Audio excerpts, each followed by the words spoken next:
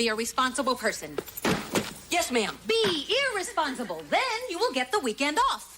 I'll write that down. Boy, I'd like to murder that Francine. Francine? How could you say that? She's such a sweet person. She's a doll. I guess we look at her differently. I guess we do. So this map of Paris, history of French cooking, French folkways. All right, we're trying for an account that markets French imports. We have a meeting with them on Tuesday morning, and I, for one, thought it might be a real swell idea to bone up on things French, you know, to have a certain continental ambiance. Like poupon mustard on your hot dog? Yeah, something like that. Didn't Francine like the idea? Oh, yeah, she thought it was terrific. Unfortunately, her idea of division of labor is that I do all the work and she does all the play. She's a fun person. You see, the problem is that I buy all that. My dear mother's formula for life is be responsible, along with always write thank you notes and always wear pants on a Ferris wheel. Would you get me some ice cream, Alex, please? Sure. You see, my formula for life is always eat something fattening when you're angry. Annie, I want to apologize for not helping with the research. Oh, you must think I am a lazy bum. Yes. Well, I'm here because I want you to know you were right. Fine. The least I can do is give up my weekend, too, and just lose myself studying everything French. That's nice, Francine. So, I am flying off to Paris. Paris? Yes. Isn't it a good idea? France.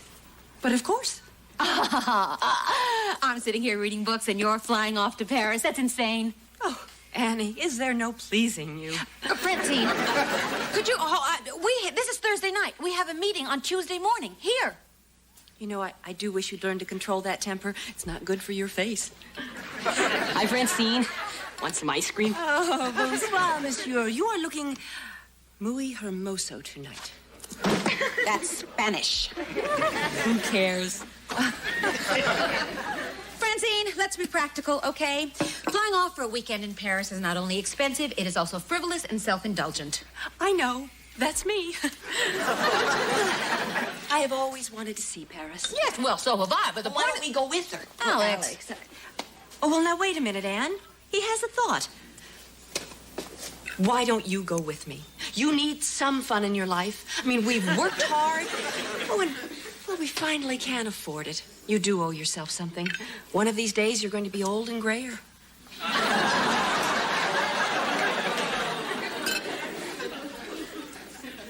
Thanks. But you see, the whole idea is immature and irresponsible. Champs-Élysées, Montmartre, Maxime. French jeans. There is no excuse for spending that much money for 3 days. Oh, the opera, the Louvre, Jean-Paul Belmondo. French fries. You're not going, and I'm not going. Forget it. Paris, Annie, Paris. Look, I have already made up my mind. I'm going. That is so great. I don't have too much to pack. We're only going to be there 2 days, so I'll just pack a little. You talked me out of it. I have always wanted to buy a Paris gown. In Paris. And one of those long loaves of bread in Paris. You know, Annie, this trip might help our relationship. Now, wouldn't that be nice? Yes, it would. I mean, we could come back not just partners, but dear, close friends. We're going to Paris, Francine. Not Lourdes. I still cannot believe I am going to Paris. You know, your father and I almost went there on a honeymoon, and there was even some talk of going there for the divorce. Over there, Red and Francine are going over there. They're going over, and they won't fix a sink till they're back from over there.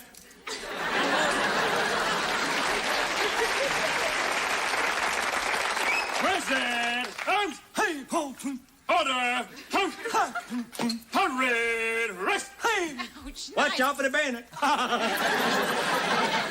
you get that? This thing is that's what long johns.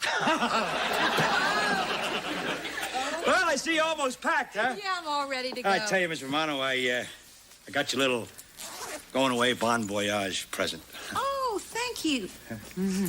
Sailor's Guide to Paris. Some places in there just recently been opened up for women. Don't tell me grade 12. I still can't believe I'm going. I keep pinching myself. Oh, don't worry. They'll do that for you in Paris. Here you go, Miss Zara. I'll just pack thank it for you. you. Alex, hey, would you hold... Alex, I'm only going to be gone for 2 days. There's enough toothpaste there to brush the teeth of all the gargoyles in Paris. I dated a couple of them once. Miss Zara, is it okay if I go to the ball game this week? Oh, well, that's entirely up to Barbara and Mark. They are in charge. Whatever they say goes. He knows the rules. No drinking, no cussing, and no women in his room after midnight. Well, pardon me as I run away from home. Oh, I have wanted to go to Paris since I was a little girl, and in less than 11 hours, I'm going to be there. Well, I guess dreams can come true. Oh, yeah. Yeah, but my dreams never included Francine. I thought we would never get through customs. The next time you try to save space, do not put your bath powder in a plastic bag and hide it in your shoe. I thought the whole idea was to travel lightly so we wouldn't waste time at the airport. Obviously, one of us did not get the message. Well, Anne... I can hardly walk down the Champs-Élysées looking like some grubby provincial. Oh, nothing personal. I'm sure you have some very nice things. Oh, Francine, don't worry. I'm not even listening to you. I'm in Paris, and I am going to enjoy it. Madame, your key. Francine, could you come over here for a minute? How much should we tip? Oh, well, I don't know. What is the current rate of exchange? I'm not sure, but I don't want to over-tip. But we don't want to look cheap. No, right. Okay.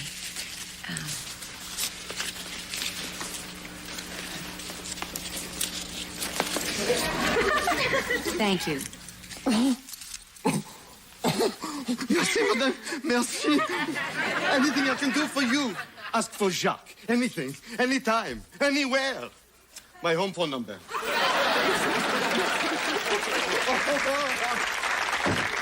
I think we overdid it.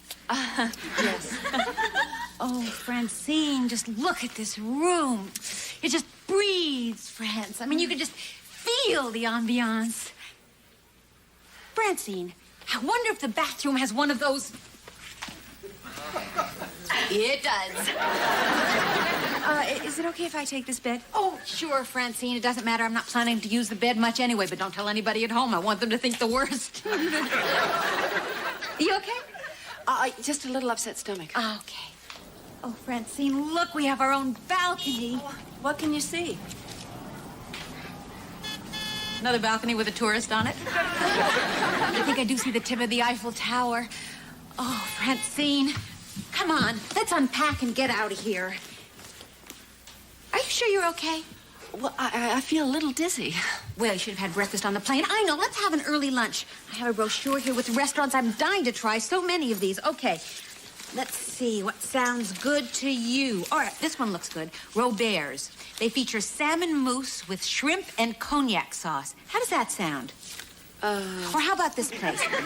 Filet mignon served very rare, smothered with thick mushroom and truffle sauce and braised octopus rings. Oh, Francine, come on. As long as we're in France, I think we should have escargot. Big, fat, juicy snails just drowning in garlic and hot butter. And they can take the bread and just grind it in there. Oh, that sounds wonderful. So what do you think? Well...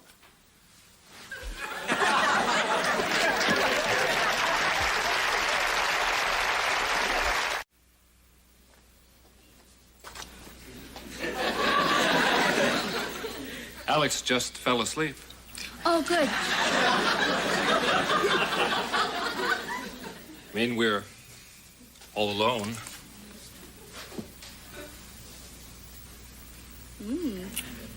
Enjoying your book? Well, it's okay. Sure you wouldn't like to, take a trip back to the old, Mark, no, I couldn't. Not in my mother's bed. Not in your mother's... Well, it's good.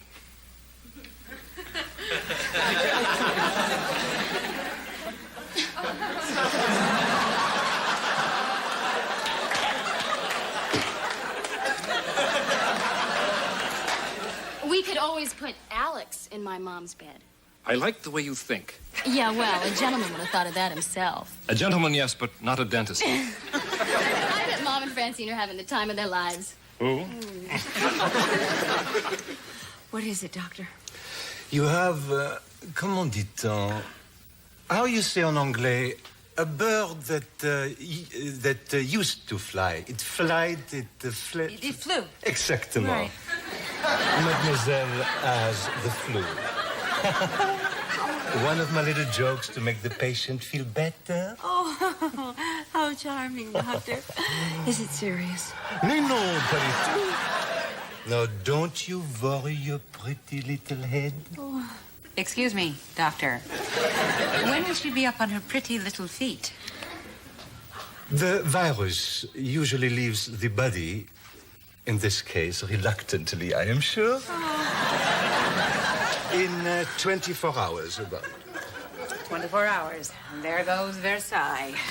Voilà, mademoiselle. Now, you must drink liquids. Plenty, plenty. And you must rest. Could she rest in a tour bus? Oh, Anne, just go on out and have fun. Really, I mean it. No, I couldn't do that. Voyons. Tenez, mademoiselle, you must take these 3 times a day. And you must call me if my presence is required. For any reason. Even illness. Another little joke, Doctor. Pardon? Mais oui. The patient must be cheerful, n'est-ce pas? Oh, I'll try. Mm-hmm. Bonsoir, mademoiselle. Madame. Oh, Anne, I am sorry. I have ruined our trip. No. There's still tomorrow. We'll see Paris. We'll just see it a little faster, that's all. Just because I've been struck down does not mean that you have to suffer too.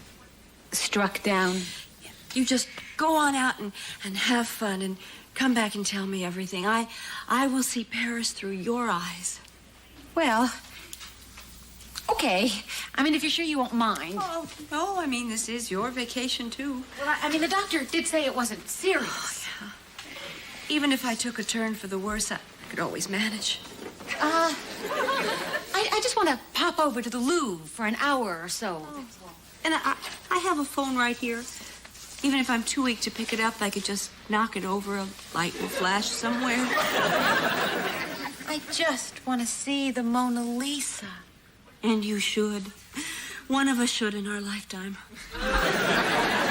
Okay, Francine, let's be honest here, okay? You are not going to die, and we both know it. Now there are 2 choices. If you want me to, I'll stay. Just ask. On the other hand... Stay, Annie. I'd really like to tell you the other choice. If you'd like me to go out and see a bit of Paris, will you rest and recuperate in quiet and let me go? Stay, Annie. I'm sorry. I'm sorry. I'm a baby, and I know it, but I just can't stand being alone when I'm sick. Okay. I'm here. I think you better take this pill. Here you go.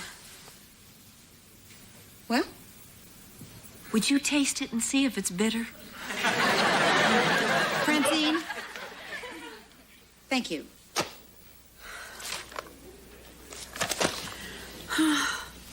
Anne, where are you? I'll be right out, Francine. I can't believe I forgot to pack my nightgown. Well, what's wrong with the one I loaned you?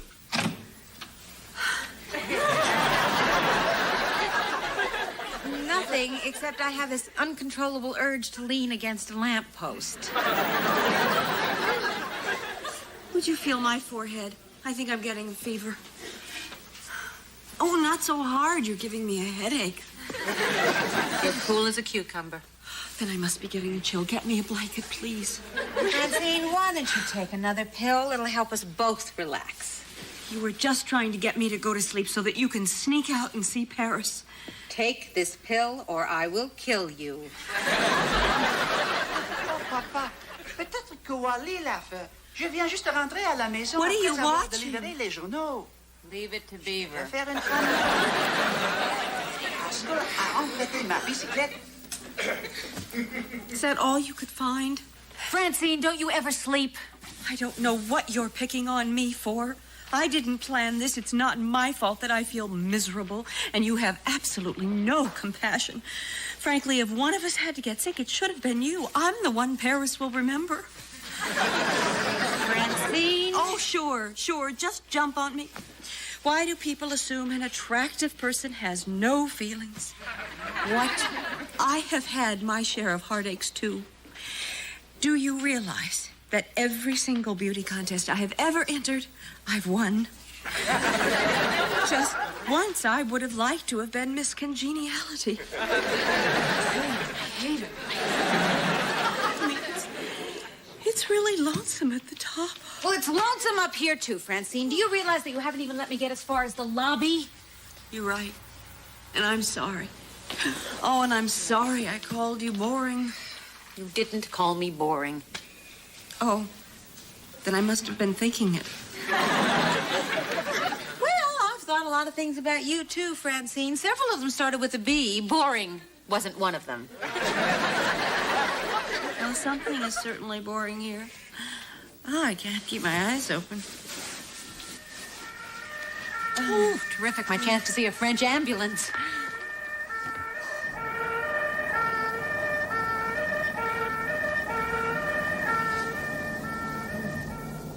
Thunderstorm coming up. And close the door, please. It's cold. Okay.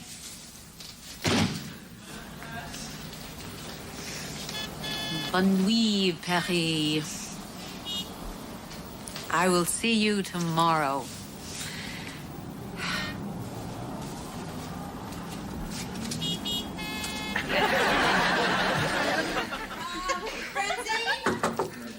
Francine, don't go to sleep now. Francine!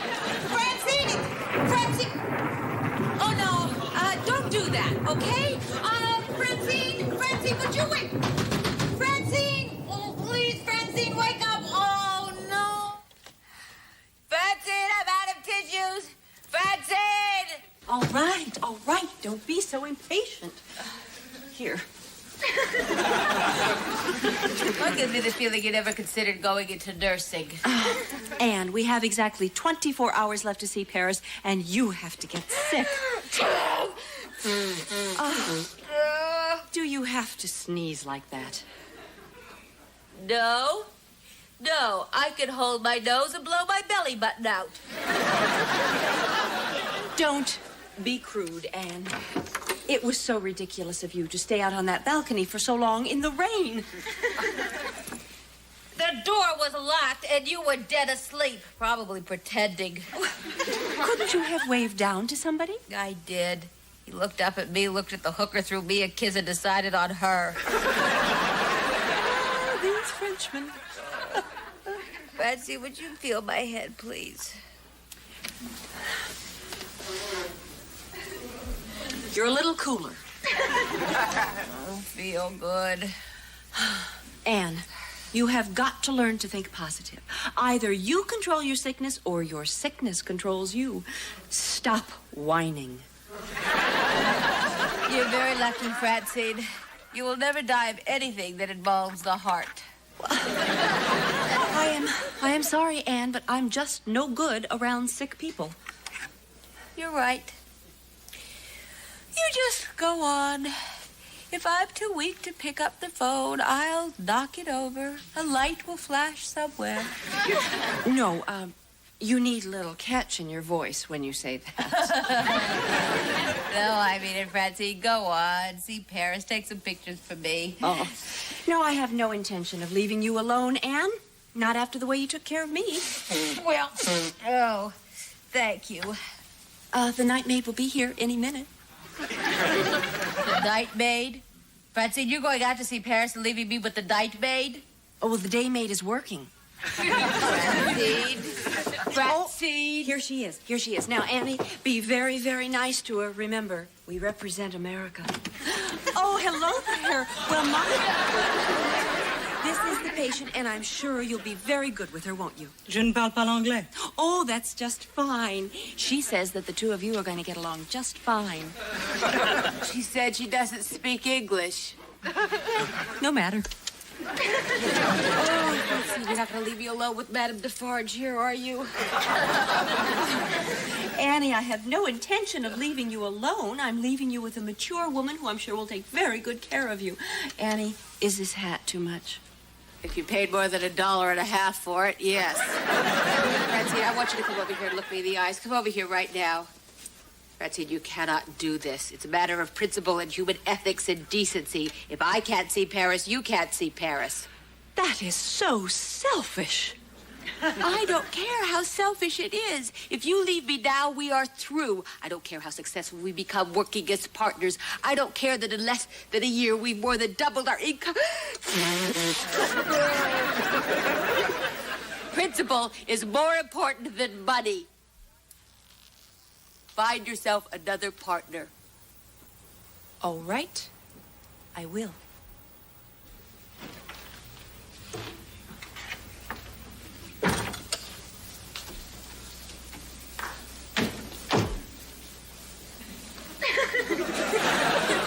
She doesn't mean that, you know. Pardon? She knows that I will come around. She knows that it's very difficult to give up money. She knows that I am damn proud of what we have done. Success is a trap. Mademoiselle, voulez-vous un petit peu d'eau? Oh, that's why we're here on this silly trip to Paris, only she's seeing it and I'm not. There's really no justice. Excuse me, what did you say? Voulez-vous un peu d'eau, mademoiselle? Oh, water. No, thank you. I don't want it. Yes, oui, merci. I really would like some water. Thank you. And thank you for calling me mademoiselle. Justice.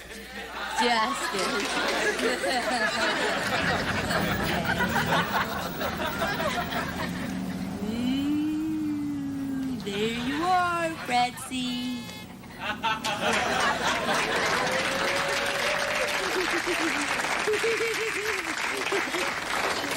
That'll fix her in that stupid hat. Okay, Annie, okay. I lied about the beauty contest. I lost once. Miss Chinatown. They picked an Oriental girl. I believe it had something to do with equal opportunity. Well, if you want me to stay and take care of you, I will. No, Francine. Go on. Go and see Paris, but I do suggest you leave by the side door. Why? Because there's a very angry hooker out front with a wet hat that looks exactly like yours. You both have the same wonderful taste. Have fun. Thank you. Oh, les Américains.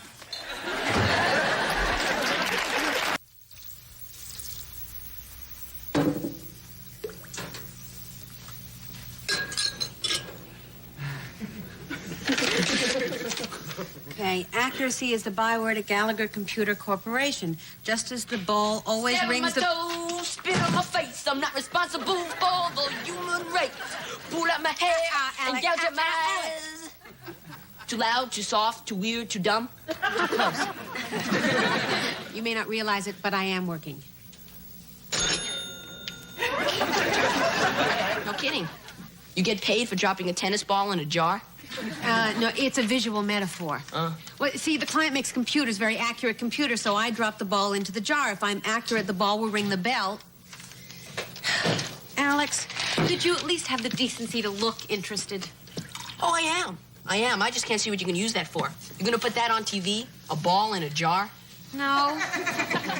No, see, it's just that I'm working on it. It's a springboard. Oh, yeah. What's the water got to do with the computer? Nothing. It's an attention getter. I thought you were trying to show accuracy. Yeah, I am. Well, it's not finished yet. I mean, I'm working on it. Sometimes in advertising, you don't necessarily use the obvious. I mean, water is excitement. It's jeopardy. If you want jeopardy, why don't you drop the tennis ball in a tiger's mouth? Because you can't get the tiger to swallow a bell while sitting in water. Step on my toes, spit on my face. I'm not responsible for the human race. Pull out my hair and gouge out my eyes because of human beings. So what I despise.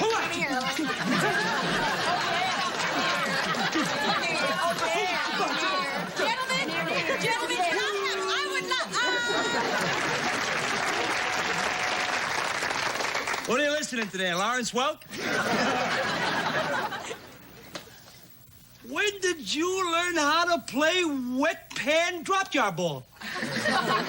This is a demonstration of accuracy. You want accuracy? You go watch two hummingbirds trying to make out.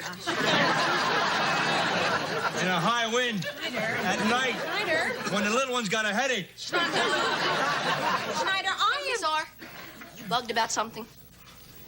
No. Look, this whole thing is my fault. I should know better than to try to work in the middle of a traffic pattern. I mean, after all, you and Schneider have all the right in the world to make fun of the work I'm trying to do. And if that is somebody at the door with dynamite to blow up this thing, let him in. I will get it. Don't allow no dynamite in this building. Whoa. Introducing the fragrant, the enchanting Miss Webster. And this is one Webster that's totally unabridged. How I should love to peruse your glossary. Well, call me when you get to kinky.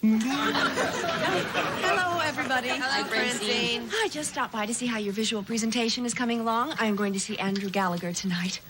Well, Annie, I have to tell Gallagher something when I see him. I mean, I have worked my derriere off to land this fish. Didn't seem to hurt the bait any. Schneider. Yeah. You got work to do. I got work to do. Would you believe it? Old Mrs. Bigelow, she jammed another carton of frozen peas into the kitchen vent. If I've told her once, I've told her 1,000 times. Mrs. Bigelow, you do not have a microwave oven. Czar, why don't you show Francine what you worked out? No. No, it's not right. Oh, Annie, Gallagher wants results. I will take anything. It's a visual semaphore. Metaphor. Accuracy is the byword at Gallagher Computer Corporation. Just as the ball always rings the bell.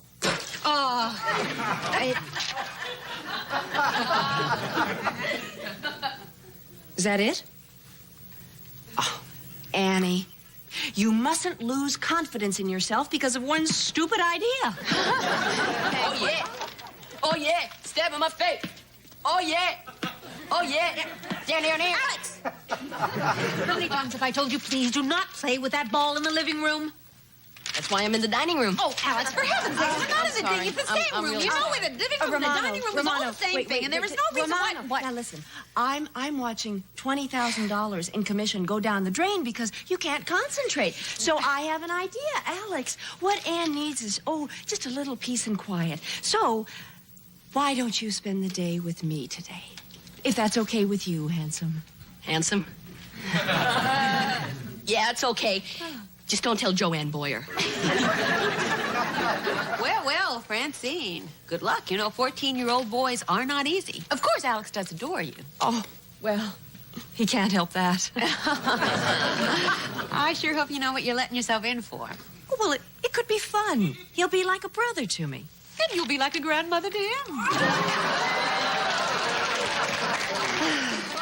Well, you may pick him up at 6 o'clock. 6 o'clock is fine. Alex, darling, would you put something decent on, please? Oh, okay. Oh, Francine, where are we going? Oh, it's going to be very exciting. We are going to land a national account. Oh, where? The flower show? The flower show. Me? Good luck, Francine. Hey. Wow, Francine. This is rad. Oh. Rad. Is that good? Oh, it's the best. Oh. Ms. Romano has nothing but real furniture. Can I sit on it? Oh, well, sure. Make yourself at home. First, I have to call her and tell her we're here. Okay. The bathroom was right in there if you want to clean up, and feel free to use the jacuzzi. Nobody's home. Oh, Alex. You know, we really had a good time today, didn't we? Francine, you sound surprised. I thought you always had a good time. Oh, well, yes, I do try. Boy, the people you know. Stopping by that artist studio was great. Yes, he was supposed to be working on a still life.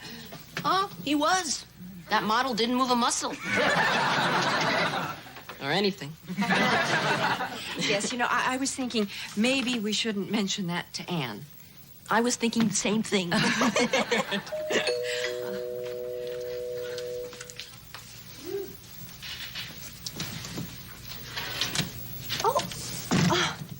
Anne, hi, is it 6 o'clock already? Almost. Hi, Ms. R. Hi, Alex. Did you survive the flower show? Oh, sure. Then we went to this great wine tasting thing where this huge lady spilled wine right down her front. Wine tasting? Well, he just ate a lot of cheese and apples. Now, did you get the project finished? No, but I do have an idea that I would like to... No, we have a deadline. Hey, you know, if it'll help any, I could stay here overnight. It's the least I can do. No, Alex, thank you. I think that we have intruded on Francine's good nature long enough. No, we haven't. I think that I can put up with this little patron of the arts for one more day. Well, thanks, terrific. I'll see you tomorrow. Don't work too hard, Ms. R. Okay, now, Annie, is there anything special that I should know? Rules, medicine, vitamin? This is all a little bit new to me. just use your own judgment. Oh, good.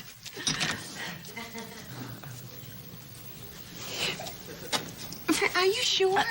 Not to worry. Alex and I get along wonderfully. Oh, well, good.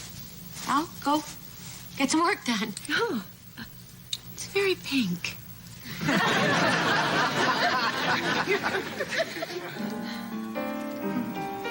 No kidding. You have your own jet. Do you fly it yourself? Oh, sure do. Have to fly between our offices. Oh, wait till you see the great ad campaign Ms. R created for you. See, she's got this tennis ball and this bell and this pan of water. And she holds the... Bell, pan, and water? Well, she must be into witchcraft or something. Alex, would you like another drink? Oh, okay. I'll get it. Root beer, right? With a twist. Francine, he's okay. Yeah. Which one of those ladies did you say had the facelift? Please, not so loud. All right. The one with the feathers down her dress? No, the other one. She has had so many facelifts that every time she bends her knees, her mouth opens. Did I miss something? No, just a private joke between Alex and me. Thank you. Nice kid. What did you say his relationship is to you? None. Everybody, I think we should be going because our dinner reservations are at 8 o'clock. You know, Andrew, I'd love to see your plane sometime. Right, sure. What do we eat first? What? Alex? Andrew? Francine, how about a little midnight spin? What do you say? Oh, tonight? Mm-hmm. In the jet? Mm-hmm. In the air? Mm-hmm. You, me, us? What about Anne? Oh, I don't think she'd want to come. Accuracy is the byword at Gallagher Computer Corporation. Just as the dart always breaks the balloon. Pack your bags, Romano. You're going back to the miners. If you smile, if you so much as snicker, I will take you... I'm not going to snicker. I'm not going to smile. Listen, popping balloons, requires a lot of skill, a lot of dedication, a lot of practice. I was a champion in the 5th Fleet. Schneider, is there anything that you are not terrific at? Hi, guys. Hello. Oh, hi there, kid. How are you? Yeah, it's good. Alex, Francine having breakfast. Good. Oh, at this terrific restaurant. Oh, in New Orleans. Alex and Francine are in New Orleans? Oh, yeah, they flew down in a friend's private jet. Oh, boy, this is really terrific. Mr. Romano says that's terrific, Alex. I'll see you later. Let me have that. That's really... can you imagine a 14-year-old kid flying down to New Orleans for breakfast? Quel bon vivant.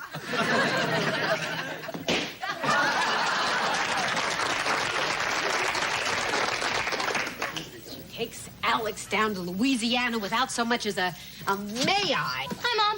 Schneider? Hi. Mom, you owe me $2.95. I picked up your sweater at the dry cleaners. Oh, I know you're going to say that I'm the one that spilled ketchup on it, but you're the one that was rushing me. On the other hand, I want to wear it tonight, and if I get spaghetti on it, we can call it even.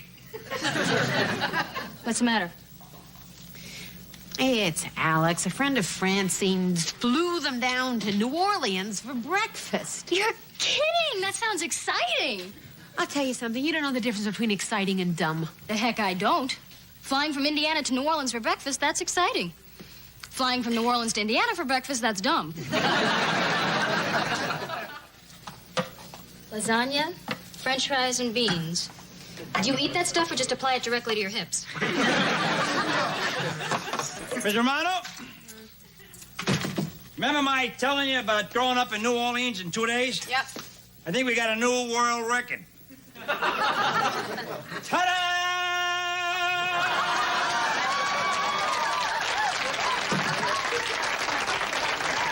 May I present to you Squadron Leader Alex Skywalker.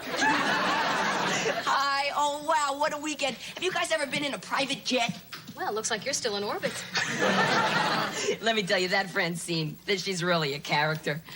Bet you never done a loop-de-loop with a lady like that. I did a loop-de-loop with a lady like that, and we never left the ground. Hey, doesn't anybody get a kiss around here? Oh, yeah. Did you know Aunt Francine knows how to fly? Mm-hmm. She let me take the controls. Aunt Francine? Oh, and wait till you hear about New Orleans and the two sisters. Oh, yeah, I remember them. Schneider, it's a restaurant. Oh, they invested, huh? Aunt Francine was speaking French to the maitre d'. Uh-huh. She's been to Paris. I had eggs au sard, then croissant. Oh, well. Ma, you want to hit him with your blue plate special? Tell me, Alex, where did you get that outfit? Oh, Aunt Francine. Yeah, she picked it out for me. She makes you feel like a real man. Well, Alex, being a man is very nice, but tomorrow is a school day, so... I'll get it. Thank you. I'll get it.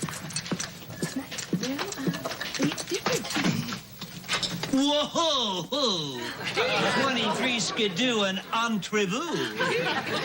Hello, everybody. Well, look at that. They found Amelia Earhart.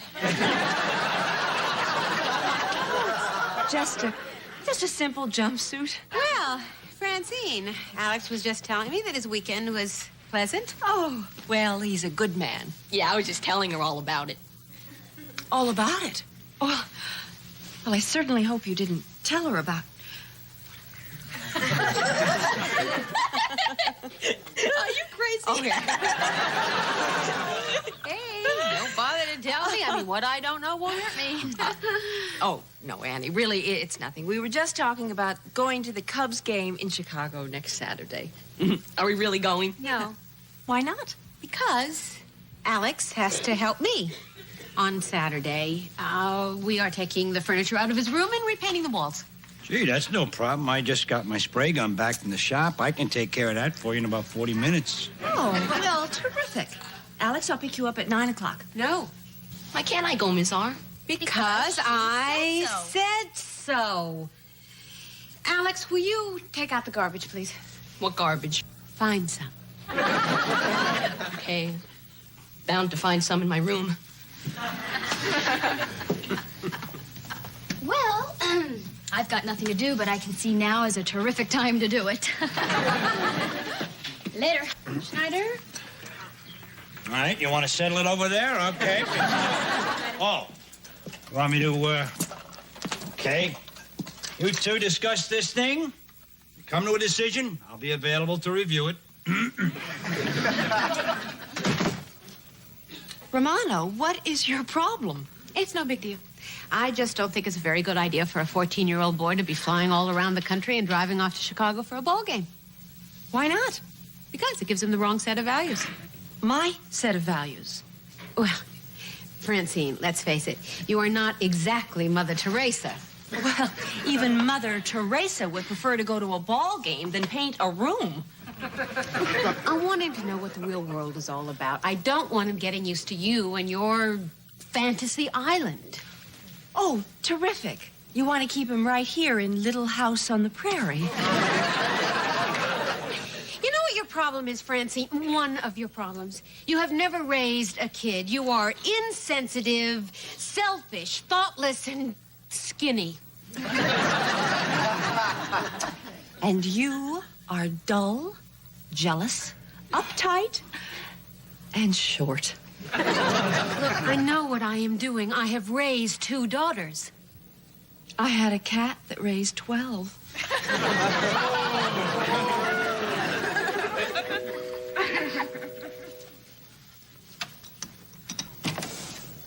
Anne. 9 o'clock will be fine. What? 9 o'clock Saturday morning. Alex is looking forward to that ball game. And I want him to go with you. Well, that's very nice. What are you up to, Romano? Look, I acted a little crazy a while ago because, well, there is the possibility that I could be, perhaps, a little envious of you at times. See, you've never had an apartment full of kids bickering and yelling and wanting your attention. It's true. Yeah, I mean, you're free to come and go as you please. You know, I don't like to admit this, Romano, but there are times when I'm here alone. Nothing but a glass of champagne and some leftover lobster. See, Francine, that is sort of what I'm talking about. Leftover lobster and champagne is not my idea of Excuse me. Oh, hello, Andrew. Hello, Francine. Just in the neighborhood. Oh. Hi, Ann. Hello, Andy. Hey, that Alex. Great kid you got there. Oh, thank you. Franny, how's this weekend? You busy? Oh, well, I'm sorry, Andrew, but Saturday is a very important day. Big date. Cannot break it. Oh, too bad. Well, let me fix you a drink instead. I'm flying over to Bermuda. 2 hours of business, 2 days of sun and fun. Really gonna miss you. Annie. What? What are you doing this weekend? How does Bermuda sound? No, I can't just go flying off to Bermuda. There's Alex, of course, and, well, I have 2 daughters. Oh. Well, how old are they? 21 and 22. Take a minute. Think it over, Ann. Well, I gotta call my service. May I use your phone? Certainly. Use the one in the bedroom.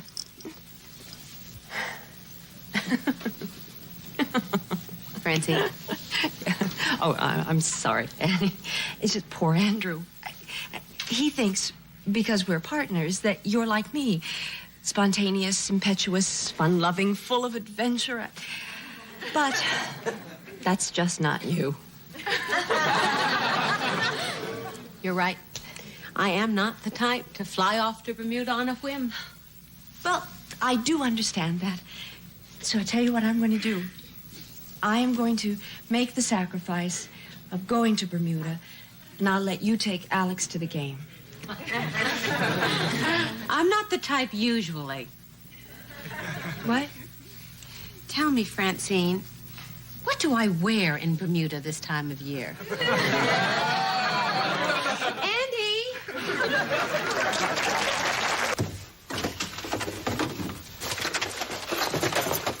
Oh, hi, honey. I'm glad you're here. We can have a nice cup of tea. Oh, what a day. I'll tell you, the office was like an asylum. One bizarre thing. Mom, have you seen my lucite bagel server? After another. No, you know, the one that Mrs. Leibowitz gave us for a wedding present. I know. I plan to serve the pâté in that tonight. You think that's a good idea? Oh, it stinks, doesn't it? Honey, stop making yourself crazy, okay? You're having a simple dinner tonight for 4 people. It is not trial by ordeal. Thank you. I know, but you're going to be there, and Mark's father is back in town, so he's going to be there, and this is the first time you two are ever going to meet. It's my first dinner in our new apartment. Honey, come on now. Take it easy. Everything will be wonderful. The food's going to be delicious. Sure. You guys will be living like kings, and I'll be in the wilderness with Schneider trying to keep the elks out of my baked beans. Hey. Now, Jim Bowie, if you don't want to go camping, why not just pass? I can't. Schneider's been looking forward to this for weeks. And I like camping. In the summer. In the winter, it should be done indoors, maybe under a domed stadium. Give me land, lots of land under starry skies above. Don't fence me in. Hello, Schneider. How are you, kid? You all ready, huh? Huh? That's great. You realize how lucky you are? How many of your pals are going to hunker down to chow tonight in front of a roaring fire and then drift off to sleep, the sky their ceiling, the earth their pillow? Yeah. They'll just have pillows for their pillows. So, what are you going to wear tonight? Well, I have these raccoon-lined shorts that I use. Mom, what are you going to wear tonight? I don't know. What? I was just asking. I thought maybe you could wear your purple silk blouse with padded shoulders. Why, in particular, should I wear my purple silk blouse with the padded shoulders? Oh, no reason. It's just, well, it's less businesslike, and it makes you look terrific. Uh-huh. And why should I look terrific tonight, sweetie? Oh. Yeah, why should she look terrific tonight, sweetie? I got it. You're gonna fix your mother up with Mark's father. Wait a second. That's almost incest. Don't be ridiculous. I was just making a suggestion. What a riot. A riot? It's disgusting. Having a tryst with the father of your own son-in-law? You realize if you have any kids, they'd be your own relatives? Barbara, are you matchmaking? No, Mom, I am not doing anything. Now, come on, Mark's father is back in town, and you have to meet him sometime. The most I'm hoping for is that you like each other enough to make small talk. Enough small talk, and maybe nobody's going to notice the dinner, okay? Okay. But you really do look good in that purple blouse with the padded shoulders. What is all this about shoulders? I mean, who cares about shoulders anyway? I never once met a guy who was a shoulder man. Don't even need shoulders. All they do is hold up straps. Am I right? You're right, Schneider. All right, let's go. Let's hit the trail. Schneider, along this trail, is there a Holiday Inn? Get out of here. Oh. Let's see, I'll put your father right here. I'll put Mom there, or maybe I should sit them across from each other. Why don't you put them both in the same chair? That'll work. Would you give me a break? My rice is turning into gravel on that hot plate. I have a Caesar salad out on the fire escape. My chicken Theodore is cooking in a kitchen 2 floors down. My blood pressure is 2 floors up. And you know what you're doing. Yes, it's called panicking. I just want our parents to get along.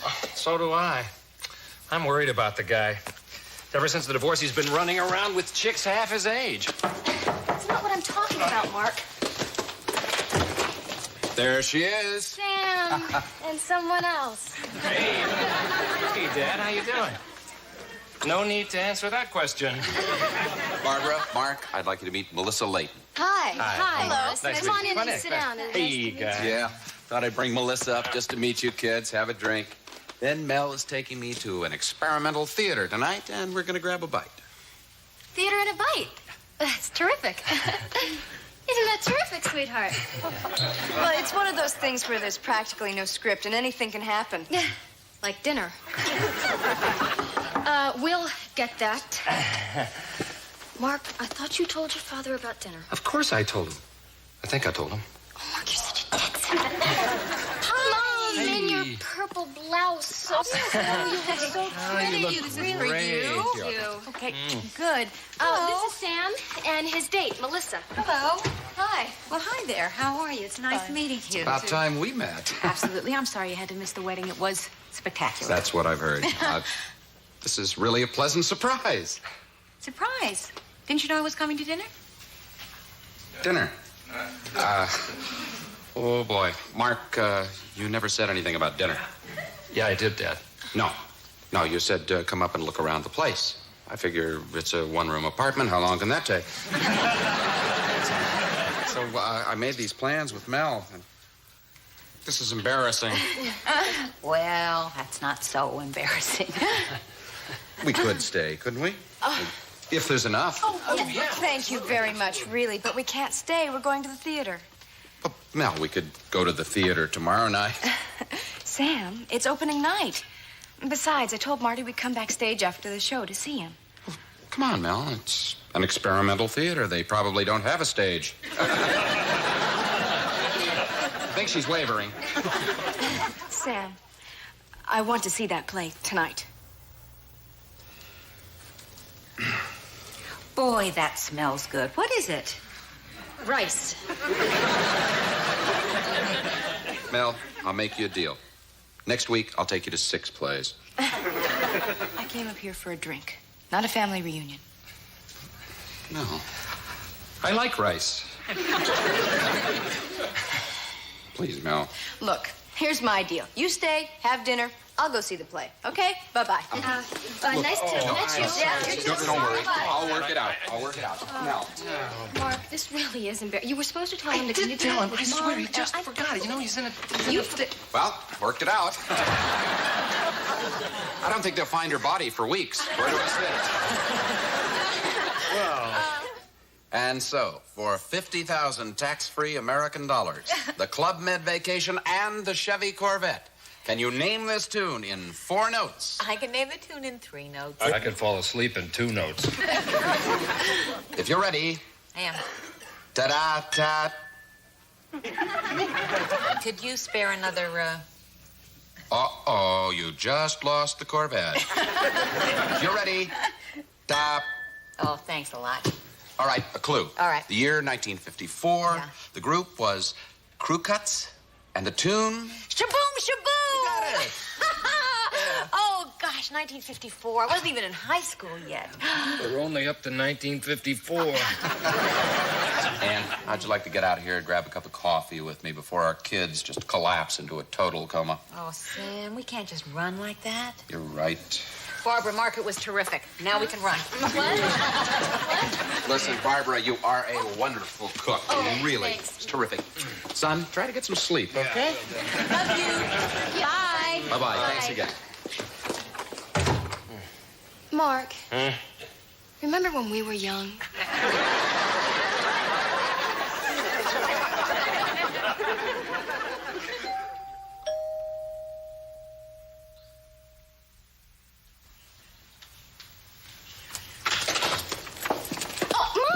Here, why didn't you answer the door?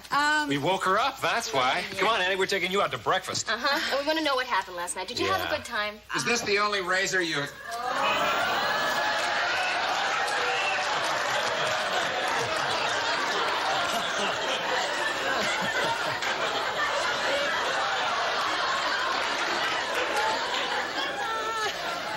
So you had a good time.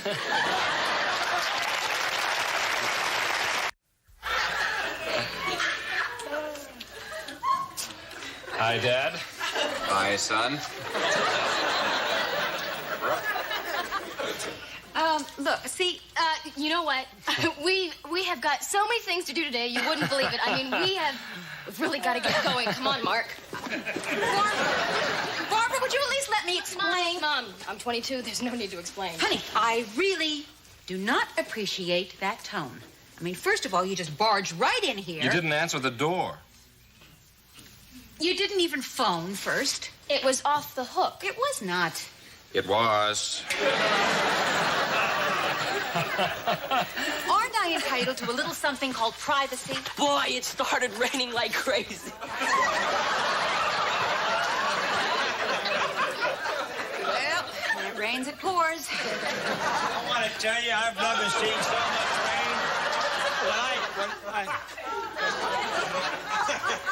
Okay, this is an alert. There's a man standing over there wearing a pink towel. Schneider, Alex, I would like you to meet Sam Royer. Sam, this is Alex. Alex. And Schneider. Hi. Nice to meet you. Why don't you keep both hands on the towel, Royer? Boy, it's a fun family. Alex, Schneider. Yeah. Yeah, Alex, this is part of life's marvelously passing pageant, you know, the interrelationship of people with women. I know it sounds complicated, but it's part of the genetic code which God implanted in all creatures. Now, I think I have a copy of the code book down in the camp. I'll go on down and get it. Schneider. Maybe I should slip into something less comfortable. Mr. Schneider, Dwayne F. Okay, Gwyneth. Would you mind passing me my pants? Oh, you brought pants. Oh. How do you wear them, Royer? Under or over the towel? Are we related to him in any way? No. This is good. Mark, can we go now, please? You know, I'd forgotten what great legs he has. Would you come on, please? Alex! Hey, how a hiding head! Barbara, for heaven's sake! Okay. All right. I am being irrational. Right. Oh, I'm sorry. We're all adults. I mean, this is normal. It's healthy. It's beautiful. For other people's parents. Wait a second, Anne. You don't need to defend us. We're not criminals. We didn't do anything wrong last night. How much trouble can you get into, handcuffed to the headboard? Joke. It was a joke. It was a joke. As a matter of fact, if you want to know how I really feel...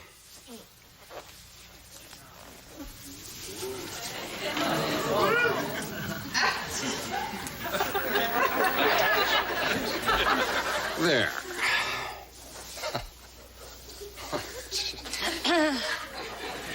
And furthermore...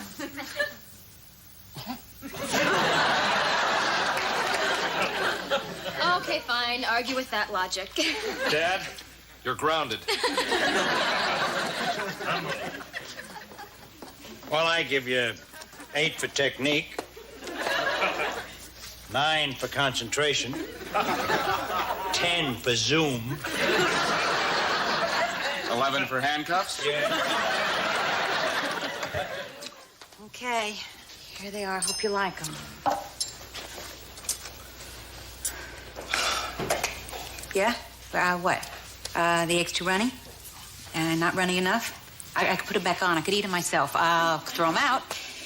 Sam, come on, why don't you tell me or I'll throw them on your head. Do you ever wonder why I'm willing to risk making a fool of myself with women half my age like Melissa? Why? Let me think.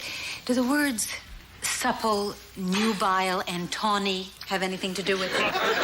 There's the physical attraction, of course, but there's more than that. I mean, the girls that I'm dating are just looking for fun. You know, there are no attachments, no commitments. They don't expect anything. Mm-hmm. But what do they know about making eggs? I don't want to get married. I don't want to get married again, and I'm not ready for a serious relationship, and I just want to be out front with you about it, let you know how I feel. I don't want you to get hurt. What's so funny? I don't know. Sam, for someone who goes out with all these young, chicks, that sounded so corny. Nice, but corny. Sam, listen to me. Last night was great, but it didn't revolutionize my life. I know that. I like my independence. I like my business. I like my life. I'm not looking to complicate things. So what's the problem? There is no problem, Sam. I mean, if you want a fabulous relationship with no strings attached, no complications, you've got one. Deal? Deal? We're going to settle this deal with a handshake?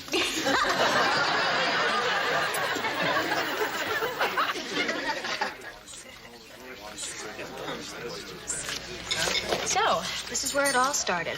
This linguine salad is a killer. Almost a week ago, Sam took you out for a cup of coffee and swept you off your feet. You look very happy. I like a good linguine salad. Come on, you know what I mean.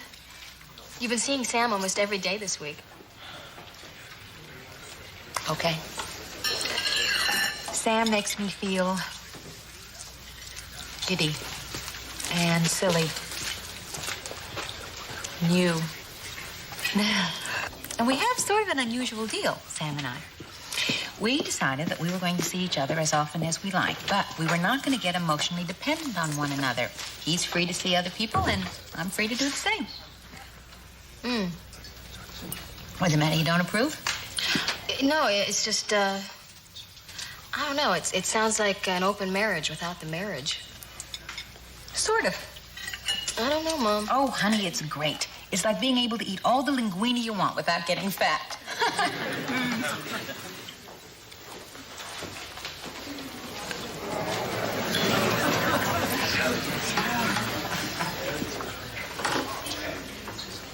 What?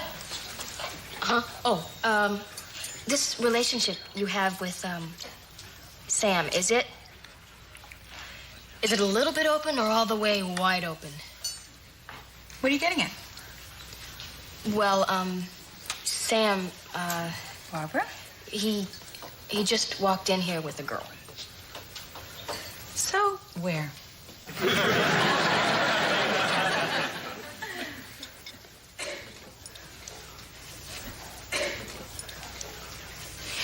Well, she's a very attractive girl. Would you pass me the bread, please? Pass the bread, that's all you're gonna say? And the butter?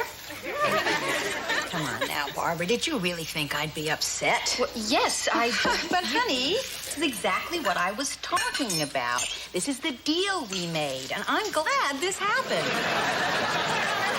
You're glad it happened? Yes, I am glad it happened because it shows that he is taking this deal as seriously as I am taking this deal. Neither one of us is going to get stuck into any dead end. Mom, what? You're buttering your hand.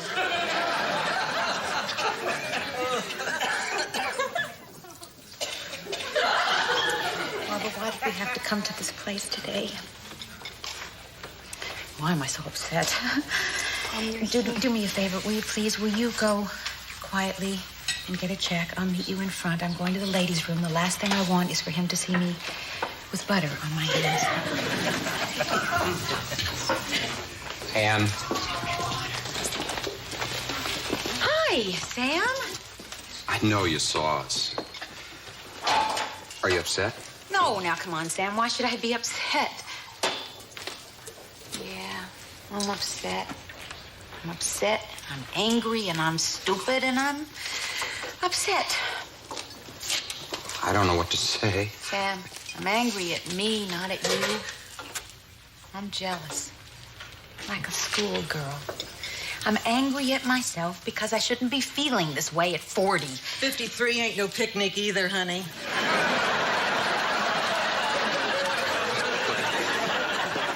Anne, I think you're overreacting. I didn't do anything wrong. I know. No, we had an agreement. You understood the situation.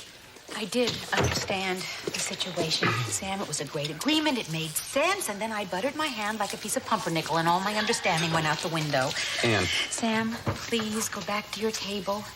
All bets are off. I'm canceling my subscription. I'm nigging, okay? Oh, wait a second, Anne. This is the most important thing that has ever happened to me. Now, we got a problem. We can work it out. I'll call you. No. Sam, don't call me. I know what you're going through. I went through the same thing myself, but it was a very long time ago. Anne, I can't talk to you about this in front of the women's room. It's a thing with me. There's nothing left to say, Sam. Excuse me. There's a very cute, short redhead in there, and would you just tell her that we can work this thing out? I'll call her. Yeah, sure.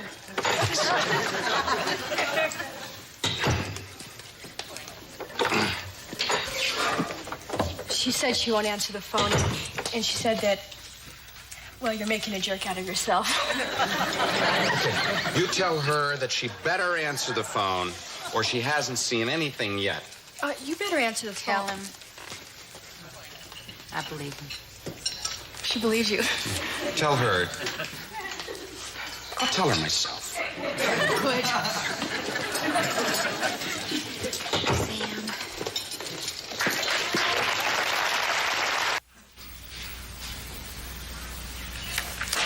Mail call, mail call. Got a postcard. On Sunday? Well, actually, you got it on Thursday, but I was reading it to my John and I forgot it. Anyway, Julie's coming. What?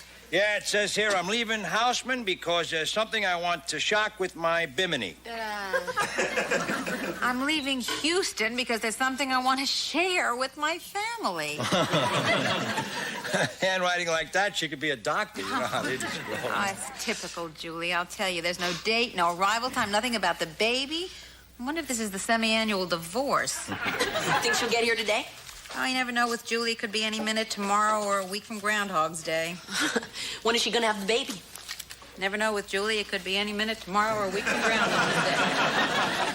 No, actually, I tell you, unless that kid sees his own shadow, he ain't going to be here for another 6 weeks. How come you never know with Julie? Oh, we're exaggerating a little, honey. She's always been a free spirit. She believes in all kinds of people and abstract things and difficult causes and wants you to believe in them, too. Yeah. And if you don't, she gets mad at you. That's why I had to give her $5 to save the jackasses in the Grand Canyon. Well, I better go think about dinner just in case. Good. I wish I knew her better. Barbara says she's got a great temper. Does she? No, I'd say no. Appalling would be a better word. Oh, yeah, that Julie. She's really something special. Yeah, she really is. Remember when you guys first moved in here? First thing out of her mouth was, Mom, do we have to live in this dump? Of course, I forgave her anyway. Oh, tell you. My first child, I made all of my best mistakes on that kid. I remember when she was in nursery school. She was so funny. She had... Oh, that's Grandma. Certainly is. Okay. Hi, Mom. Is everything calm in the house? Come on in, Mom. No. And I'm speaking calm. No waves, no ripples, just sweet vibrations. Sweet vibrations? Keep her talking. I'm going to go for help. No. You'll see. Come in, honey. Julie, hi. Mother. Alex, dear. Schneider, my friend. Schneider, my friend. Schneider, would you turn that chair so it faces east? You want the chair to face east? Why, you expecting one to come in from the west? Schneider, I think you ought to just do it. Julie, is Max with you? Oh, no, he's working a flight from Salt Lake, but he'll be here soon. Okay, Schneider? Yeah, well, that's about as close as I can get it to the east without a star and a camel. Now, don't irritate the air, Schneider. Come on, sit down, sweetheart. Thank you. Ms. R., what's going on? I'm not sure. Mom, there's an awful lot of strange language going on here. Well, of course there is, honey. It's because of Julie and the world and motherhood. What are you talking about? Oh, I have no idea. But if my pregnant granddaughter wants that, she can have it. Julie, I had grandmother pick me up at the airport. Now, don't be offended by this, Mother. It's just that I didn't want to encounter any resistance to a new idea. What are you talking about, resistance? Since when have I ever resisted a new idea? Now, keep your voice down, Annie. You're giving out violent auras. Just absorb the East, sweetheart. You know what's east of here? The city dump. Thank you, Schneider. Julie, explain this to me, okay? I'll be placid. I'll keep my mind open. Me too. Me too. Oh, my mind is always open. I don't know why you didn't inherit it, Annie. Mother, it's simple, really. As you know, Max and I decided months ago that the baby would have a natural birth. Right? Like a goat. Schneider. How is my beloved sister? Barbara's fine. Well, after the stress of the trip and Barbara's wedding and some very unpleasant encounters with Max's mother, I was uptight. I was tense. I just wasn't feeling right. And so you face east? I found this wonderful yogi. Yogi. Mother, I've learned how to shut out the petty irritations and tensions that tend to pollute our bodies and block the way to inner peace. Oh, Julie, give me a break. Mother, it's not just for me, but also for my unborn child. Harmony must always surround the sweet little fetus. That's what Julie says. That's right. You see, the baby hears and feels discord. That's why I called on my gentle grandmother to pave the way before I came here. My child cannot be exposed to doubt or derision. Thank you. Or sarcasm. Can the baby really hear us from in there? Well, I guess if the kid's ear is right up next to the navel, look, Julie, nothing this man has said is truly objectionable. Peace is fine and facing the east. Yeah, well, that's okay, I guess. And I do believe there is something to prenatal influence. Oh, I can vouch for that.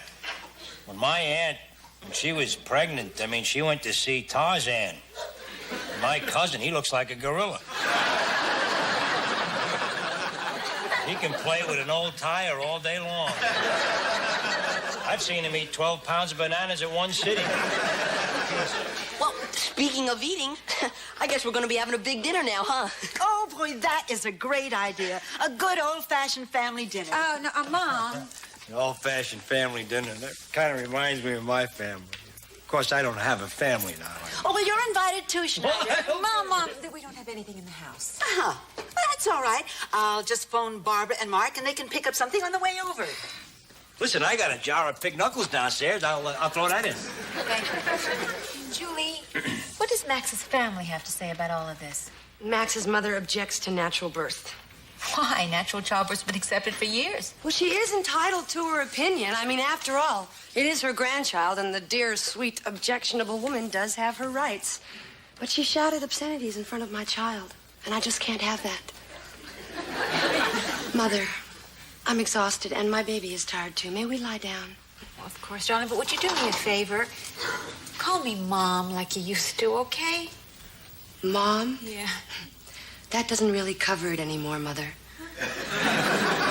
Your womb is a tabernacle that produced 2 girl children. You're a sacred vessel.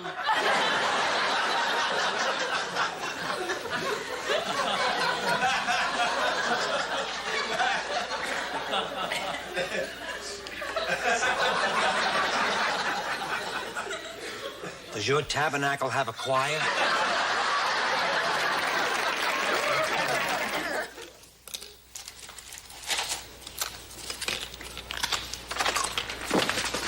Hi. Oh, sorry. I'm so glad we're having dinner over here. I got to lie around reading all day. Is there some reason Grandma's laid out on the sofa? I think she OD'd on sweet vibrations. Well, here's all the stuff you needed. And here's the bill. So what's Julie doing here? Isn't she about due? About 9 more days. And here's the bill. So how's she feeling? She's going to some yogi in Texas who believes that all of life's processes should be peaceful and natural. Well, I guess there's nothing wrong with that. And here's the bill. Mark, you'll get your money. I need it now so I can go back and get my watch. Mark. He's filled with a lot of philosophy, lots of facing east. I'm a sacred vessel. Schneider is a dear, sweet friend. And you, Barbara, are Julie's beloved sister. Beloved sister? Whatever happened to pest and twerp and munchkin? Something wrong with the word beloved? Well, no. Barbara, do you love your sister? Of course I do. Honey, why can't you just say so? Why can't people be nice and good and say sweet things to each other? Why do you have to always make fun of something different? Mom, it's not a matter of making fun. Annie, when you were born, the doctor held you up by your foot and just smacked you until you yelled. Now, is that peaceful? Is that nice? Boy, it sure explains a lot about your personality. Mom, look, Julie has been doing a lot of talking, but where is she going to have this baby? And who is going to deliver it? And who is this man who wants her to face east? And what is she doing here? I think we better get answers to all of that before we swallow this whole thing hook, line, and sinker, don't you? Gangway, folks! Look what I got! Too late, Schneider. They already invented it. What is that? It's a table round. I got it down at the lodge. We're all gonna have dinner together. We can't do it in that little thing. Give me a hand. Oh, Schneider, that's a nice idea. Oh, I thought you'd like it. Here's the bill. Oh, Max, hi. Oh, I think he said hi, how are you? Yeah, as long as he didn't say, here's the bill. Hi, Max, how you doing? Well, I was doing fine until I met Schneider in the hall. Hi, everybody. Hey, Max. Hey, Grandma. Did Julie get here okay? Yes, the dear sweet girl is resting in Alex's room. Oh, good. How'd you guys take the news? What news? About the birth. Well, I don't know what you're talking about, Max. We know you and Julie are planning on having a natural birth. Oh, good. A lot of people would object to a baby being born underwater.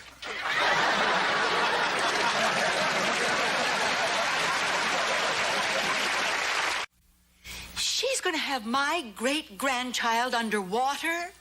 Yeah. I thought Julie explained it. Julie will be sitting in a tank, and then the baby will be born into the water. What are you going to have, a kid or a flounder? Yeah, I think I've heard about this underwater thing before. It was, Yes, some medical people feel it has possibilities, but there are lots of differing opinions. Yeah. Mm-hmm. Well, it's been done many times, especially in Russia and in Southern California. What about America? Max, who is this yogi that she's going to? His name is Dr. Peter Raymond. He's a licensed psychologist. He's a really nice guy. I think he's done Julie a lot of good. Hold it a minute, Max. Julie is planning to have her child delivered underwater by a psychologist? No. The birth is a totally separate thing. You see, Peter told us about it, and so we're going out to this foundation in California where they specialize in this kind of thing. Marineland. Let me ask a silly question. If you're going out to California to have the baby, what are you doing here? Yeah. Well, Julie's a little scared, in spite of all that facing east stuff. And she's really come here to get everybody's approval. Especially you, Shorty. Yeah, Max, I'd love to give it to her, but for one thing, is it safe? Oh, believe me, I have researched this thing thoroughly, and I knew you'd have some questions. So I brought some literature with me. Oh, yeah? Here, you guys ought to take a look at some of this. See the tank? Yeah. Now, that tank is filled up with water that approximates the temperature in the mother's womb. That way, when the baby is delivered, it's a nice, warm environment. And the lights are dim, there's no shock, and it's really a very gentle birth experience for the baby. Max, this all sounds terrific and everything, but what's the baby doing during all this? Body surfing. I mean, how about a little thing like breathing? Oh, the baby continues to get its oxygen from the mother through the umbilical cord. Yeah, see, all the baby has to do is just float around and look at all the friendly faces. What are you going to call him, little Gary Guppy? You know, Schneider, just because you don't understand this doesn't make it wrong. Max, who's the doctor who does the delivery? Oh, well, you don't always need a doctor. Oh, that's right. Just call a pool man.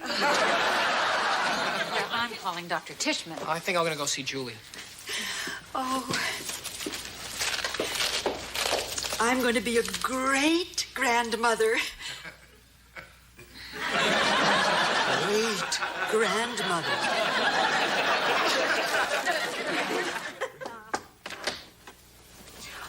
Oh, I'm sorry, darling. I'll come back later. No, Mother. Come, sit and talk with me. Okay. Julie, I hate saying this. Excuse me, Mother, but the word hate will never be in my child's lexicon. Good. Okay. I dislike saying this, Julie, but Mother, I know you're upset about the birth technique. That's one way of putting it. I know your nature, Mother. I have seen you quiver with impatience at Barbara. I've heard you screech at Dad. You have often bellowed at me. Can you control that sort of thing now? If not, we can't talk. Mother, you have a short fuse. Excuse me, Julie. I'll be right back.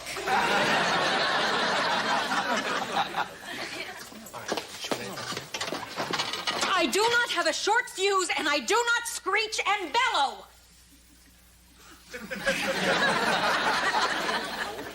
Okay. Bye-bye. Okay, Julie. Let's assume, for the sake of laughter and song, that you are going to have this child underwater. Mother, don't make fun of this. I really believe in it. What I've learned has made me relaxed and happy, and that's got to be better for the baby, don't you think? Yeah, I suppose. Oh, I'm going to name the baby Felicity. Good. Okay, Julie. And if it's a boy, I was thinking of Marlwark. Marlwark. Nice. For short, do we call him Marl or Wark?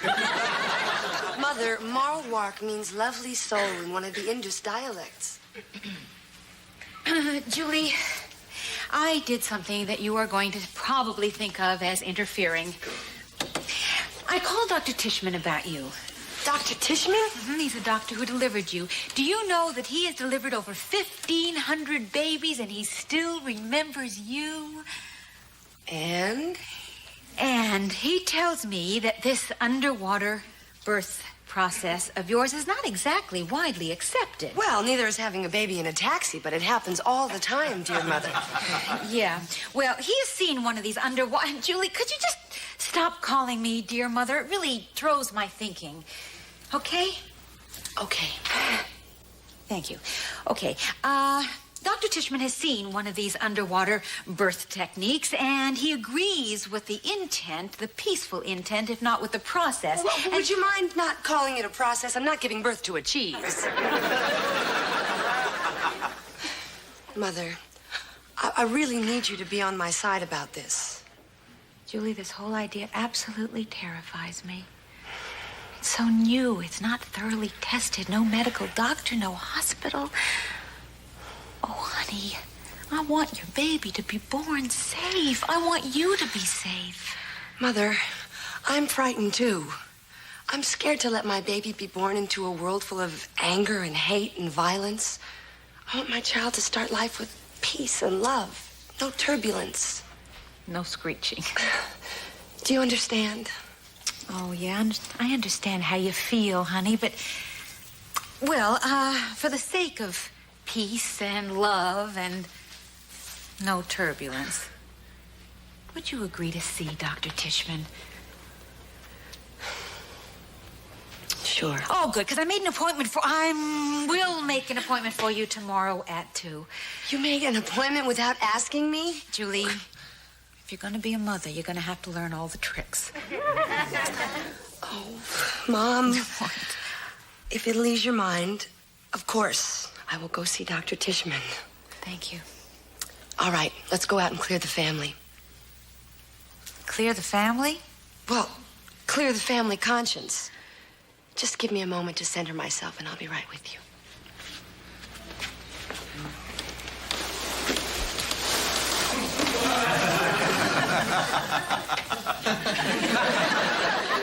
Great. It'll be our secret. Hi. Hi, how's Julie? Oh, she's fine. She'll be out in a minute. She wants to clear the family conscience, whatever that means. Oh, good. I was going to spring it on you after dinner. Do we have to do it underwater? No, the idea is to bring the baby home to a cleared family, meaning a family with no hidden transgressions or offenses that the others don't know about. Clear the family for the advent of the new life. Make sense? Now, wait a second. Let me get this straight. We have to tell all? I don't even do that in confession. Hello, everybody. Hi, honey. Did you have a nice rest? Yeah. Good. I explained it to everyone. Oh, great. Okay.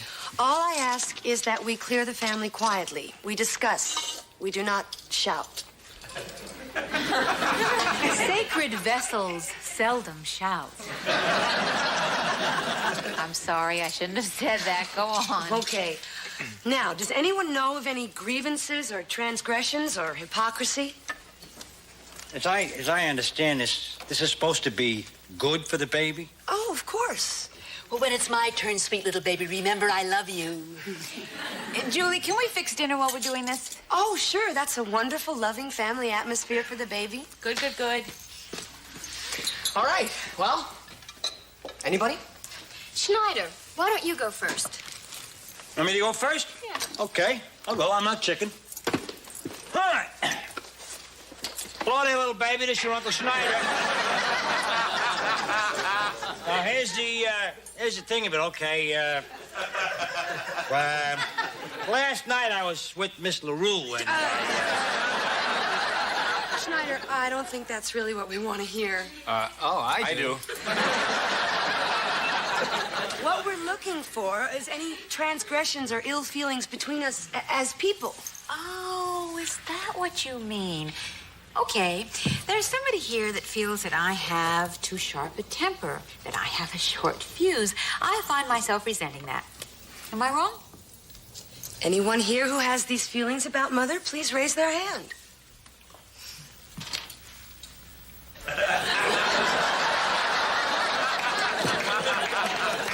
Next. Okay. Here's something that's been sticking in my craw for a long time.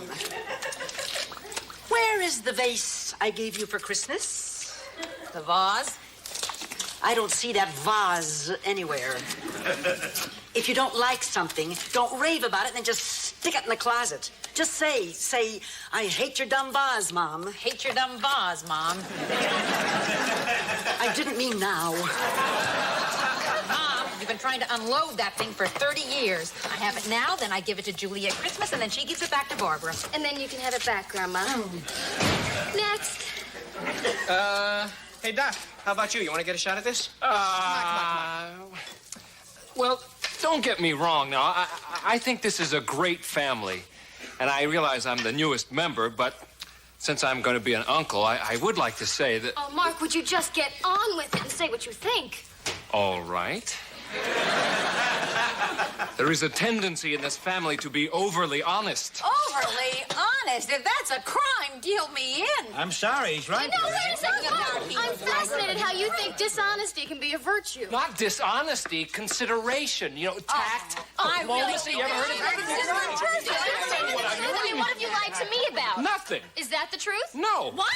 Well, we're not talking about me. We're talking about your family. For example, that gray jacket I bought, I wear it over here one time. Your mother says it stinks. I didn't say it stinks. certainly I did. said it didn't go well with your complexion. If you want to know how I really feel, it makes you look dead. Oh. Okay, just wait until you give them a vase. Mark's right. We all do it. I do it. Yeah, well, even Barbara does it, and she's the nice one. Oh, wait a minute. Why is Barbara always the nice one and Julie the rebel or the bad guy? You're sticking Sick of hearing she's always the bad guy.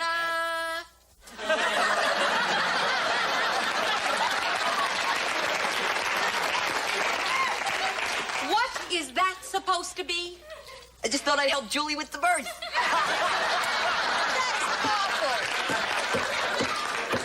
I was just kidding. I thought it was funny. Well, it's not. Yes, it is. Yes, it is. It's not funny, Alex. Okay, I'll take it back. Good. You have no sense of humor. Incredible. All right, where was I? I'll tell you where you were. You were just accusing Barbara of being nice. Yeah, now what's wrong with being nice? All right, I'll tell you what's wrong with being nice. How come you're the... Ladies and gentlemen, I would like to say something. Shut up, Schneider. Okay, now, Max. I'll tell you what's wrong with being nice. Now, this wait a minute, honey. No one ever sticks up for you in this Well, I family. really Your don't. mother blames you for everything and treats Miss Goody Two-Shoes Goody over Two-Shoes? Miss Goody Two-Shoes like she's got dimples on her butt. How does he know that? I do know you that's do. me. Yes, you I don't have dimples on my butt. How dare you talk to my family like that? Tune in next week for the conclusion of The Miracle of Birth. I have never been able to watch the flu sequence in that Paris hotel room without feeling a low persistent ache just beneath the ribcage, the kind that arrives when a memory you thought you had filed away under comics suddenly reveals itself as something closer to tragedy. The transcript gives us the words, the jokes about birds that used to fly, the doctor's heavily accented bedside manner, the pills, the nightgown, the locked balcony door, the night maid who speaks no English. What it cannot give us is the particular quality of the light in that room as afternoon slid into evening, or the way Bonnie Franklin's shoulders would have drawn inward when she realized that the city she had finally allowed herself to want was being taken from her by the same body that had carried her across the ocean. I have lived versions of this scene in other rooms with other women, and every time the pattern is the same: one body fails. The other is asked to surrender its own hunger in the name of care, and the city outside keeps glittering as if nothing has changed. Francine's illness arrives with the theatrical timing of classic sitcom misfortune, yet the writing refuses to let it remain purely comic. The French doctor's joke, a bird that used to fly, it flew, is the kind of linguistic clumsiness that would have drawn easy laughter from a studio audience in 1982, but I hear something else beneath it now. The doctor is performing cheerfulness the way so many men of that era performed competence around women's bodies, lightly dismissively, with a smile that insisted the patient remain pretty even while her temperature rose. Don't you worry your pretty little head, when will she be up on her pretty little feet? The repetition of pretty is not accidental. It is the verbal equivalent of a hand pressing a woman back into her decorative role even as her body is actively refusing the assignment. I think of every doctor's office I have sat in where the first concern was not the symptom but the preservation of the patient's appearance of resilience. Anne's question about whether Francine could rest on a tour bus is practical, almost desperate. She is already calculating how much of Paris can still be salvaged. Francine's answer is the one that seals both their fates for the next day and a half. She cannot be left alone when she is sick. The admission is childlike. And therefore devastating. It strips away the glittering independence. Francine has spent the entire series performing and leaves her for a moment simply a woman who is afraid of her own vulnerability. What follows is one of the purest studies of competitive martyrdom I have ever seen on American television. Anne offers to stay. Francine insists she go. Anne offers again. Francine insists more weakly. The back and forth is not negotiation so much as a ritual in which each woman tries to claim the higher moral ground while simultaneously protecting the version of herself she prefers. When Francine finally says, "I'm a baby and I know it, but I just can't stand being alone when I'm sick," the line lands with the force of a confession that has been waiting years to be spoken. I have known women who could organize entire offices, raise children alone, survive divorces, and career collapses yet still dissolve into something smaller and more frightened the moment their body betrayed them. The fear is not only of the illness, it is of the sudden, unchosen dependence, the proof that the carefully constructed self is still at bottom a body that can fail. Anne's decision to stay is framed as kindness, yet the transcript makes clear how quickly kindness curdles into resentment. The borrowed nightgown becomes an early flashpoint. Francine cannot wear it without feeling the urge to lean against a lamppost, a line that is pure period slang for looking like a streetwalker yet also a perfect encapsulation of how clothing can carry the history of another woman's body. Anne's forehead checking is too rough. The blanket is demanded. The second pill is offered with the explicit hope that it will put Francine to sleep so Anne can escape. When Francine catches the intention, "You were just trying to get me to go to sleep so that you can sneak out and see Paris," the accusation is both accurate and unbearable. Anne's reply, "Take this pill or I will kill you," is the first moment the violence that has been simmering under the partnership surfaces in plain language. I have spoken versions of that sentence. I have had them spoken to me. They are never only about the pill. The television left on to Leave It to Beaver is one of those details that feels almost too perfect, as if the writers understood that the only American export capable of matching the absurdity of two grown women trapped in a Paris hotel room by a 24-hour virus was the black and white image of an idealized American family that never existed. Francine's complaint that Anne has no compassion, followed immediately by the claim that if one of them had to get sick it should have been Anne because I'm the one Paris will remember, is the purest distillation of Francine's character I know. She is not wrong that her glamour would photograph better against the city. She is also revealing the terror that drives so much of her performance, the fear that without beauty, without the ability to be the memorable one, she disappears.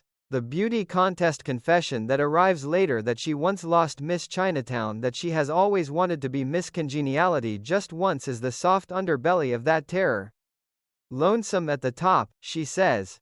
Anne's reply that it is lonesome up here too is the closest the two women come in the entire sequence to true mutual recognition. For a moment the competition pauses. Then the moment passes. The balcony in the rain is the sequence's emotional climax, and I have never been able to watch it without feeling a complicated mixture of pity and fury. Anne is locked out. Francine is asleep or pretending to be. The Frenchman who looks up sees her and chooses the hooker instead is the kind of joke that would have played as pure farce in 1982. Now I hear it as something colder, the city's indifference to Anne's particular hunger. She has come all this way, sacrificed the trip she barely allowed herself to want, and the city answers by offering her a locked door and a man who prefers the more obvious commodity. When she finally gets back inside soaked and furious, the argument that erupts is no longer about illness.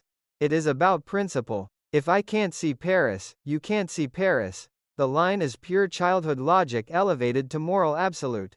Anne is willing to destroy the partnership, the business, the doubled income, everything they have built. rather than accept that Francine will collect the experience while she collects only the caretaking.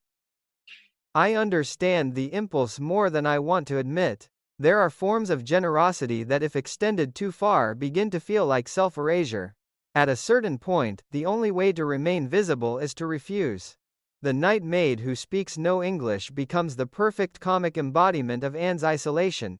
Francine's attempt to frame the departure as responsible "I'm leaving you with a mature woman who I'm sure will take very good care of you" is so transparent that even the laugh track seems embarrassed.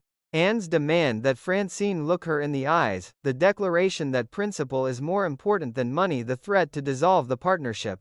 These are the words of a woman who has finally reached the limit of what she is willing to surrender. And then, of course, she surrenders anyway.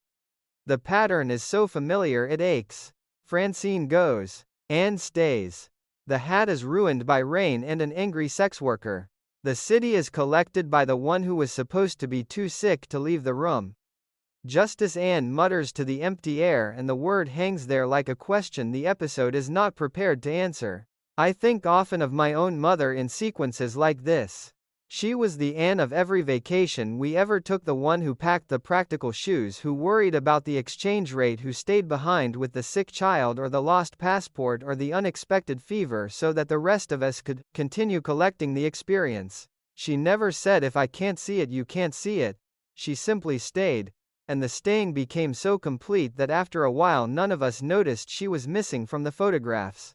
Watching Anne locked on that balcony, rain running down her face, I feel the ghost of that same erasure. The difference is that Anne still has the capacity to rage against it. The rage is messy, selfish, sometimes cruel. It is also the only thing keeping her from disappearing entirely into the role of the responsible one. The final image I carry from this sequence is not the ruined hat or the night maid or the doctor's cheerful incompetence.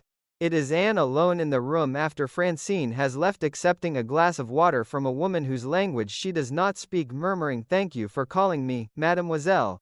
The small vanity of the title, the brief restoration of a self that is still desirable, still singular, still worth addressing in the feminine, singular rather than the generic.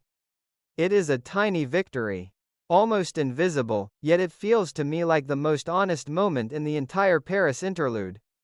The city has been denied her. The partnership has been strained to the edge of rupture. The body of her friend has demanded more care than she knew how to give without resentment. And still, in the quiet that follows, she is able to claim one small piece of dignity for herself. I have lived that quiet. I have needed that dignity. Some nights, when the rain is loud against the windows and the person I am supposed to be taking care of is finally asleep, I still reach for it. The locked door, the competing illnesses, the principle that could not hold, these are not merely plot devices. They are the emotional weather of a particular kind of female friendship under the pressure of scarcity, scarcity of time, of health, of the right to experience. Paris becomes the prize that reveals how little either woman trusts the other to share it fairly. And the flu in the end is only the most obvious of the viruses circulating in that room. The deeper infection is the belief, held by both of them in different ways, that one woman's pleasure must always be purchased with the other's deprivation. I have spent years trying to unlearn that equation. Watching Anne and Francine struggle inside it still feels like watching a version of myself I have not entirely left behind. I return to the Gallagher computer sequence, the way some people return to the site of a minor car accident they once survived, not because the damage was catastrophic, but because the moment revealed something about the vehicle and the driver that neither had previously been willing to admit. The Paris trip is over. The flu has run its course. The ruined hat has been discarded. What remains is the apartment in Indianapolis and the desperate, almost physical need to turn the experience of failure into something that can still be sold. Anne is back at work on the visual presentation for Gallagher Computer Corporation, and the concept she has landed on is so fragile, so easily mocked, that watching her defend it feels like watching someone try to keep a soap bubble aloft in a room full of restless children. Accuracy is the byword. The tennis ball must drop into the jar and ring the bell. Water is present for reasons that even she cannot fully articulate. And Schneider, of course, is present to ensure that none of it survives contact with reality. The first time I saw this sequence I was too young to understand advertising as anything other than the colorful interruptions between the shows I actually cared about.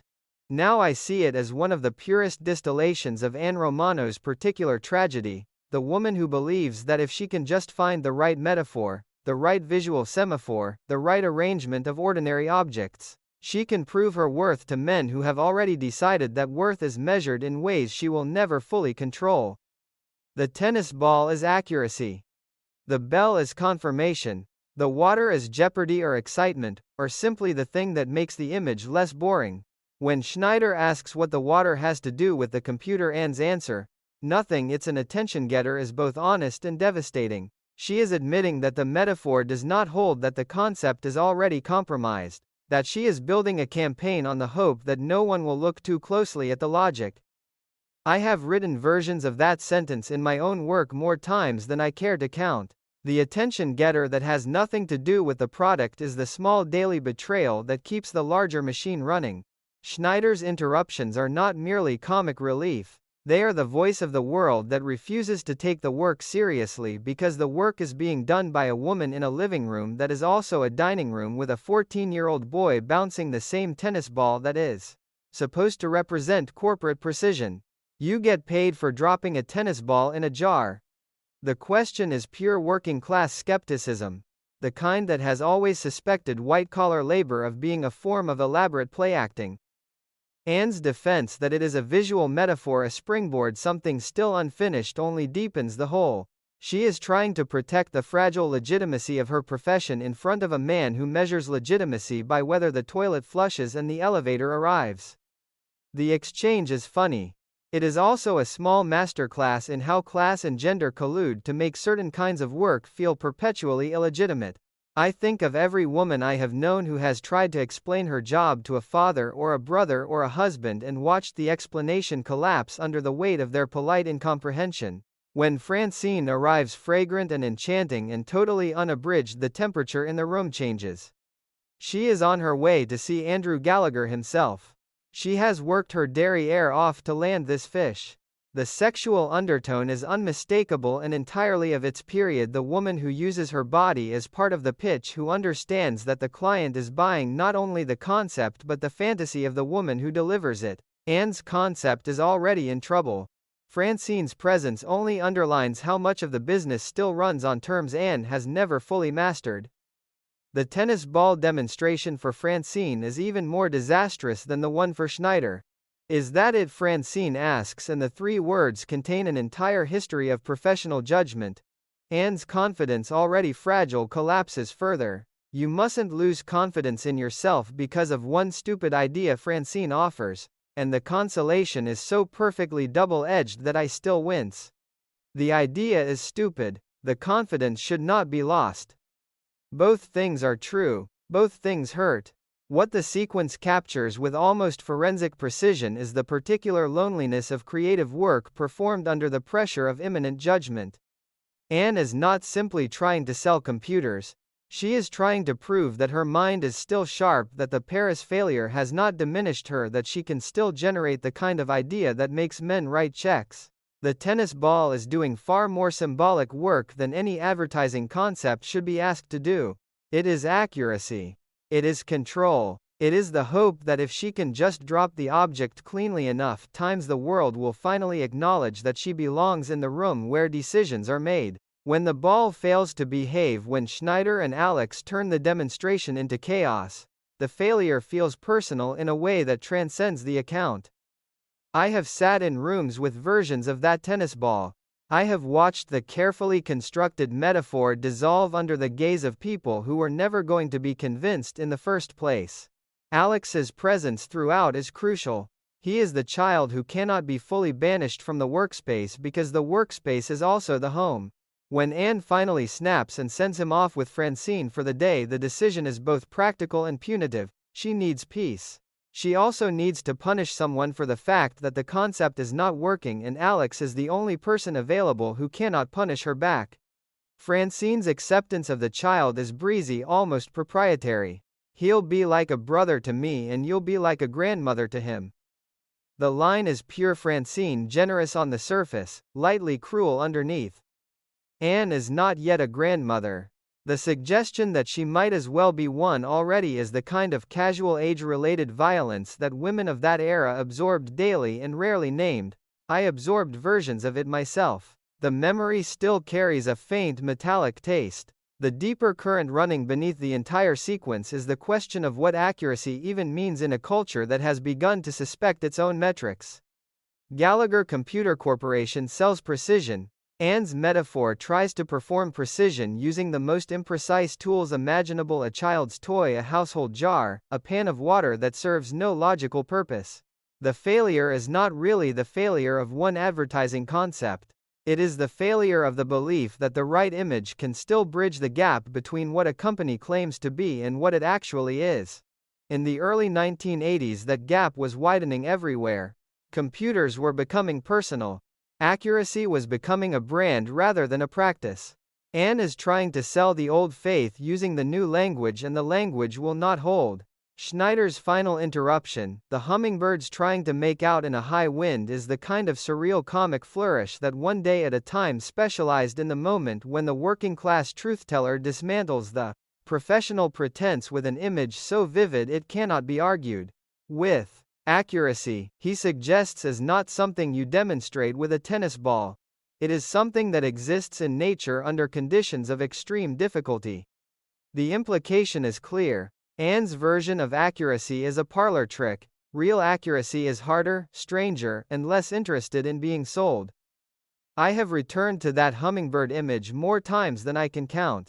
It has become for me a private standard against which I measure every metaphor I am tempted to force into being. By the time Francine and Alex leave for the flower show, the tennis ball has been abandoned. The concept is dead, the commission is evaporating. Anne is left alone in the apartment with the wreckage of an idea that was never going to work, and the knowledge that the woman who just took her child for the day is the same woman who will later take the client. The loneliness of that moment is almost physical. I can feel the particular silence of a living room that has been trying to pass as an office and has finally given up the pretense. The maps of Paris are gone. The books on French cooking have been put away. What remains is the jar, the bell, the pan of water, and the slow realization that some failures cannot be turned into copy. I think of my own early attempts to make a living with words, the concepts I tried to force into being because a client needed something that sounded like precision, the way the work would collapse the moment a single honest question was asked. Anne's tennis ball is every one of those concepts. The water that has nothing to do with the product is every attention getter I ever used because I did not trust the thing itself to hold the gaze. And Schneider's skepticism is the voice I still hear when the metaphor starts to wobble, the voice that asks simply and without malice, what any of this has to do with the thing you are supposed to be selling. Sometimes the only accurate answer is nothing. Sometimes that answer is the beginning of better work. Anne is not yet ready to hear it. The episode does not require her to be. It only requires her to stand in the wreckage long enough for us to recognize the shape of our own. The sequence ends without resolution, which is part of its power. The Gallagher account will be won or lost off-screen. The tennis ball will be picked up by Alex and returned to whatever game it came from. What lingers is the image of a woman trying to prove her professional legitimacy with tools that were never designed for the task, in a space that refuses to become a proper office under the gaze of people who have no reason to want her to succeed. Accuracy was never the byword. Survival was. And survival in this particular American moment still required women like Anne to keep dropping the ball into the jar long after it had become clear that the bell was never going to ring. I have always believed that the sequences in which Francine takes Alex out into the world contain some of the most quietly radical and quietly conservative material the series ever produced. On the surface, they are pure, wish-fulfillment comedy.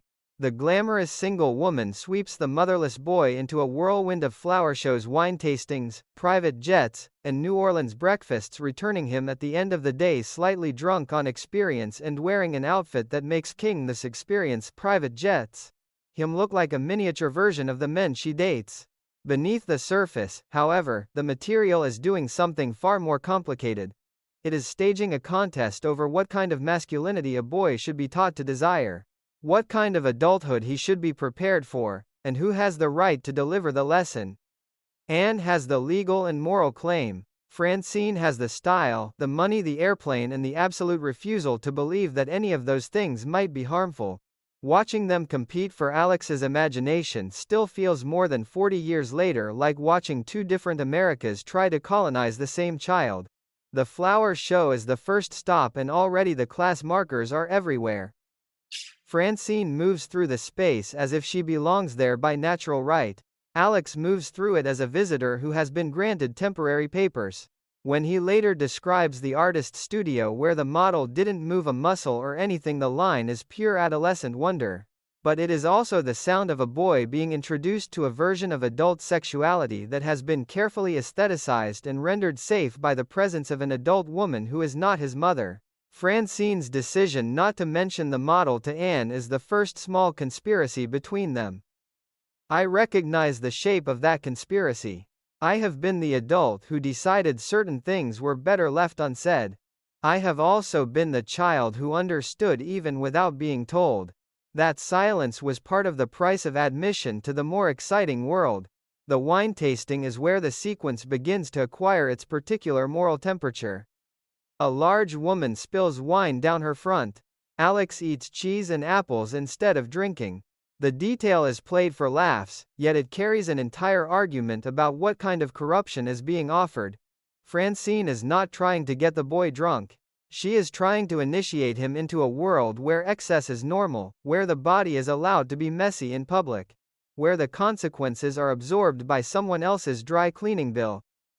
When they return and Anne asks whether he survived the flower show, the question is already loaded. Survival is the language of the responsible parent. Francine's world does not traffic in survival. It traffics in experience. Then comes the private jet and the breakfast in New Orleans. The escalation is so extreme it borders on the surreal, which is exactly the point. In the space of a single weekend, Francine has taken a 14-year-old boy from Indianapolis to Louisiana and back, allowed him to take the controls of the plane, bought him an outfit that makes you feel like a real man, and returned him to his mother as if nothing more significant than a trip to the zoo has occurred. The sheer logistical impossibility of the adventure is part of its power. This is not a realistic depiction of what a working woman could offer a child in 1982. It is a fantasy of pure mobility, pure glamour, pure escape from the gravitational pull of the apartment and the school day and the rules about no women in the room after midnight. When Alex recounts the loop, Schneider's response, "I did a loop-the-loop with a lady like that and we never left the ground," is the perfect counterspell. It reasserts the older earthbound working-class version of masculinity in which the conquest happens horizontally and the plane is not required. The laugh track endorses Schneider. My own allegiance has always been more divided. What Francine is teaching Alex, whether she intends to or not, is that the world is arranged for people who refuse to accept its ordinary limits. You want to see New Orleans for breakfast, someone has a jet. You want to feel like a real man at 14. Someone will buy you the clothes and let you take the controls. The lesson is intoxicating. It is also, from Anne's perspective, a form of slow poison. When she says that Francine is giving him the wrong set of values, the phrase is doing more work than it first appears. The wrong values are not simply the expensive ones. They are the values that suggest responsibility is optional, that the ordinary life of school and chores and painting the walls of your own room is a kind of failure to seize the available glamour. I have watched versions of this argument play out in real families. The glamorous aunt, the weekend of excess. The child who returns unable to see the ordinary home without a faint sense of disappointment. The damage is rarely dramatic, it is cumulative. It teaches the child to measure love by the altitude of the plane. Anne's rage when she learns about the New Orleans trip is one of the purest expressions of maternal helplessness the series ever allowed itself. She cannot compete with a private jet. She cannot offer eggs Hazardé and croissants in a city 1,000 miles away. All she can offer is the continuity of the everyday, the rules, the expectation that tomorrow is a school day. When she tries to cancel the Cubs game in Chicago in favor of repainting Alex's room, The gesture is both practical and punitive. She is trying to reassert the primacy of the ordinary. Francine's willingness to take him to the game instead is the final turn of the knife. Even Mother Teresa Francine says would prefer a ball game to painting a room. The comparison is absurd and therefore perfect. It frames Anne's values as a form of unnecessary self-denial and Francine's as a form of natural human preference. I have stood on both sides of that framing. Neither side feels entirely clean. The deeper current here is the question of what a boy without a resident father is supposed to do with the versions of manhood being offered to him. Schneider offers the working-class model competence with Toole's sexual banter that never quite has to deliver loyalty to the building and the people in it. Francine offers something closer to the Playboy ideal, filtered through a woman's gaze mobility style, the ability to treat the country as a series of restaurants and airstrips. Anne offers the absence of a model, which is its own kind of presence.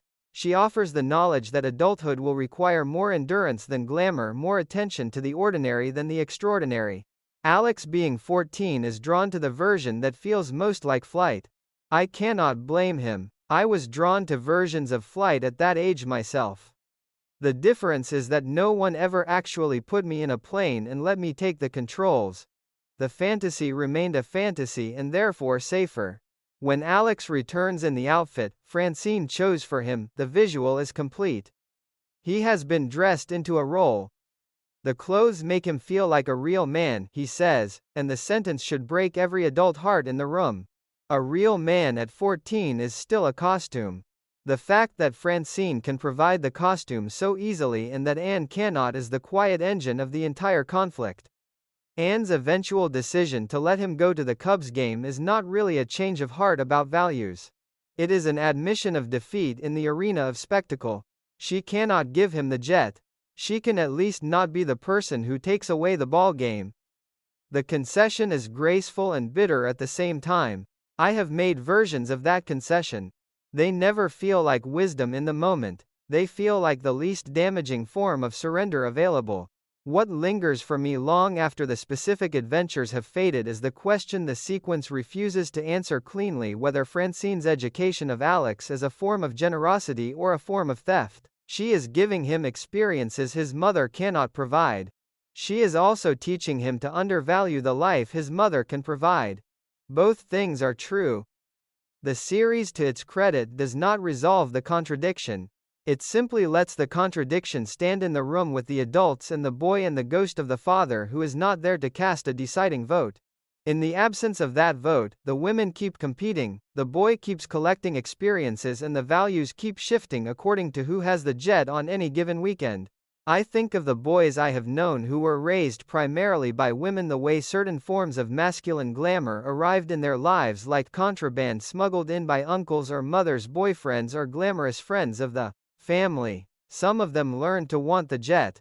Some of them learned to suspect it. Most of them, like Alex, learned both at the same time and spent years trying to decide which lesson was the real one. Francine is not a villain in this sequence.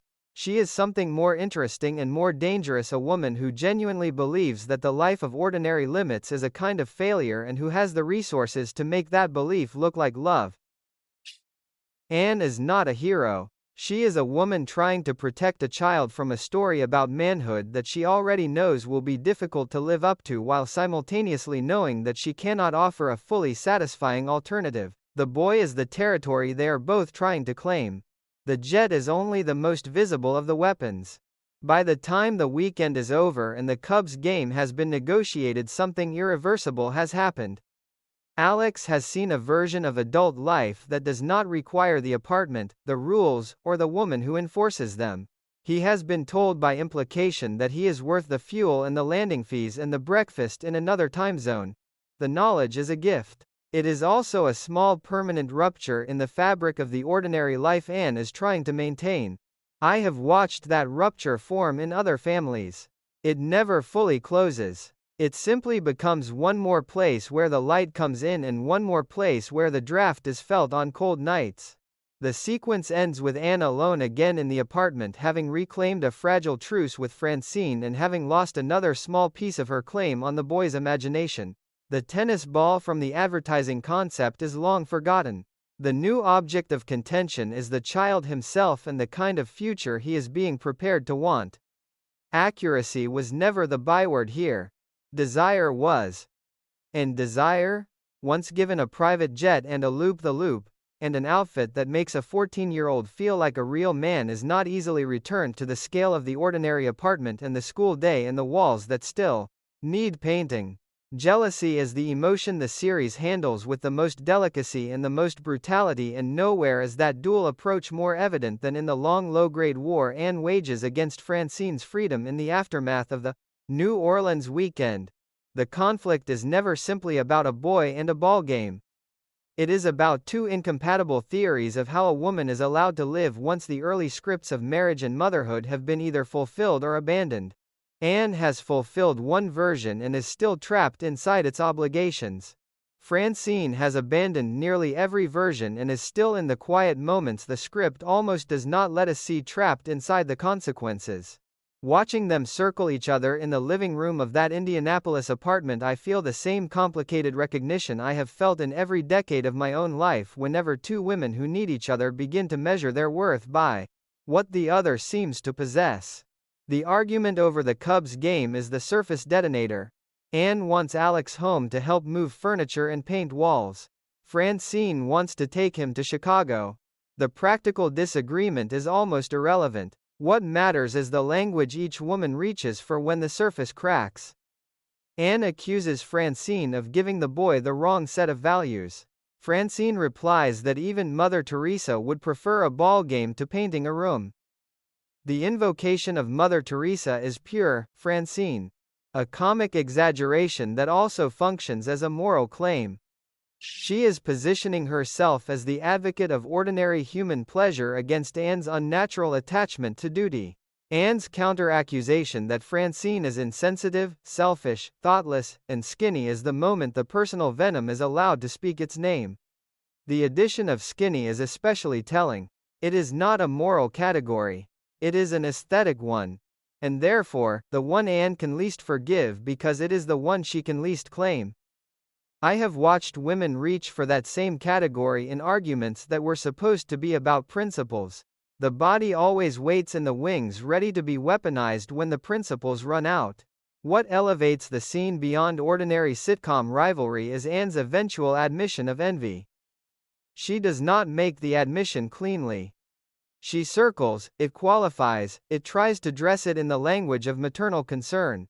But the truth surfaces anyway. There are times when she looks at Francine's life, the ability to come and go, the absence of children demanding attention, the leftover lobster and champagne eaten alone, and feels the pull of something she has trained herself not to want.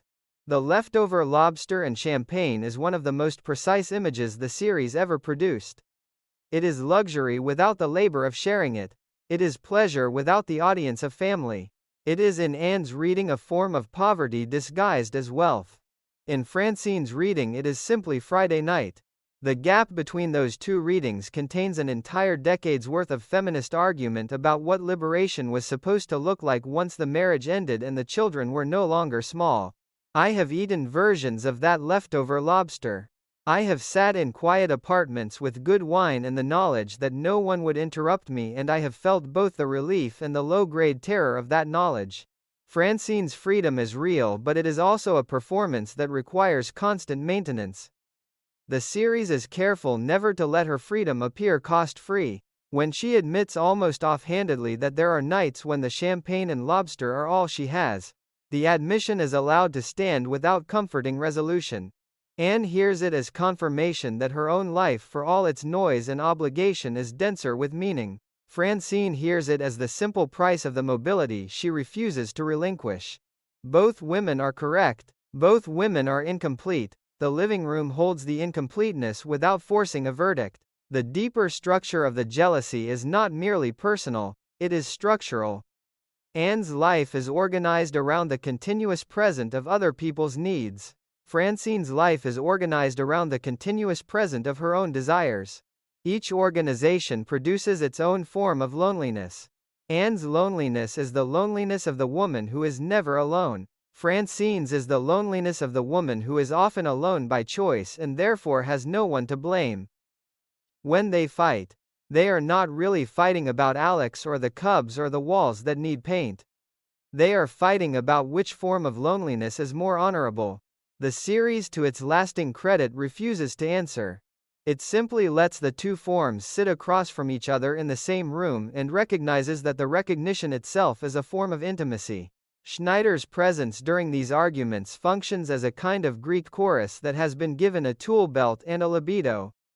He understands both women and is careful not to fully side with either. His jokes about Mother Teresa and Little House on the Prairie are not merely comic punctuation. They are attempts to translate the conflict into a language of American archetypes that both women will recognize, and neither will fully accept. Anne does not want to be the pioneer mother. Francine does not want to be the fantasy island. Yet those are the roles the culture keeps offering them, and the argument keeps collapsing back into those roles because the culture has not yet produced better ones. When Anne finally concedes the Cubs game, the concession is not really about the boy. It is about the recognition that she cannot win a competition defined by spectacle. Francine will always have the more glamorous invitation.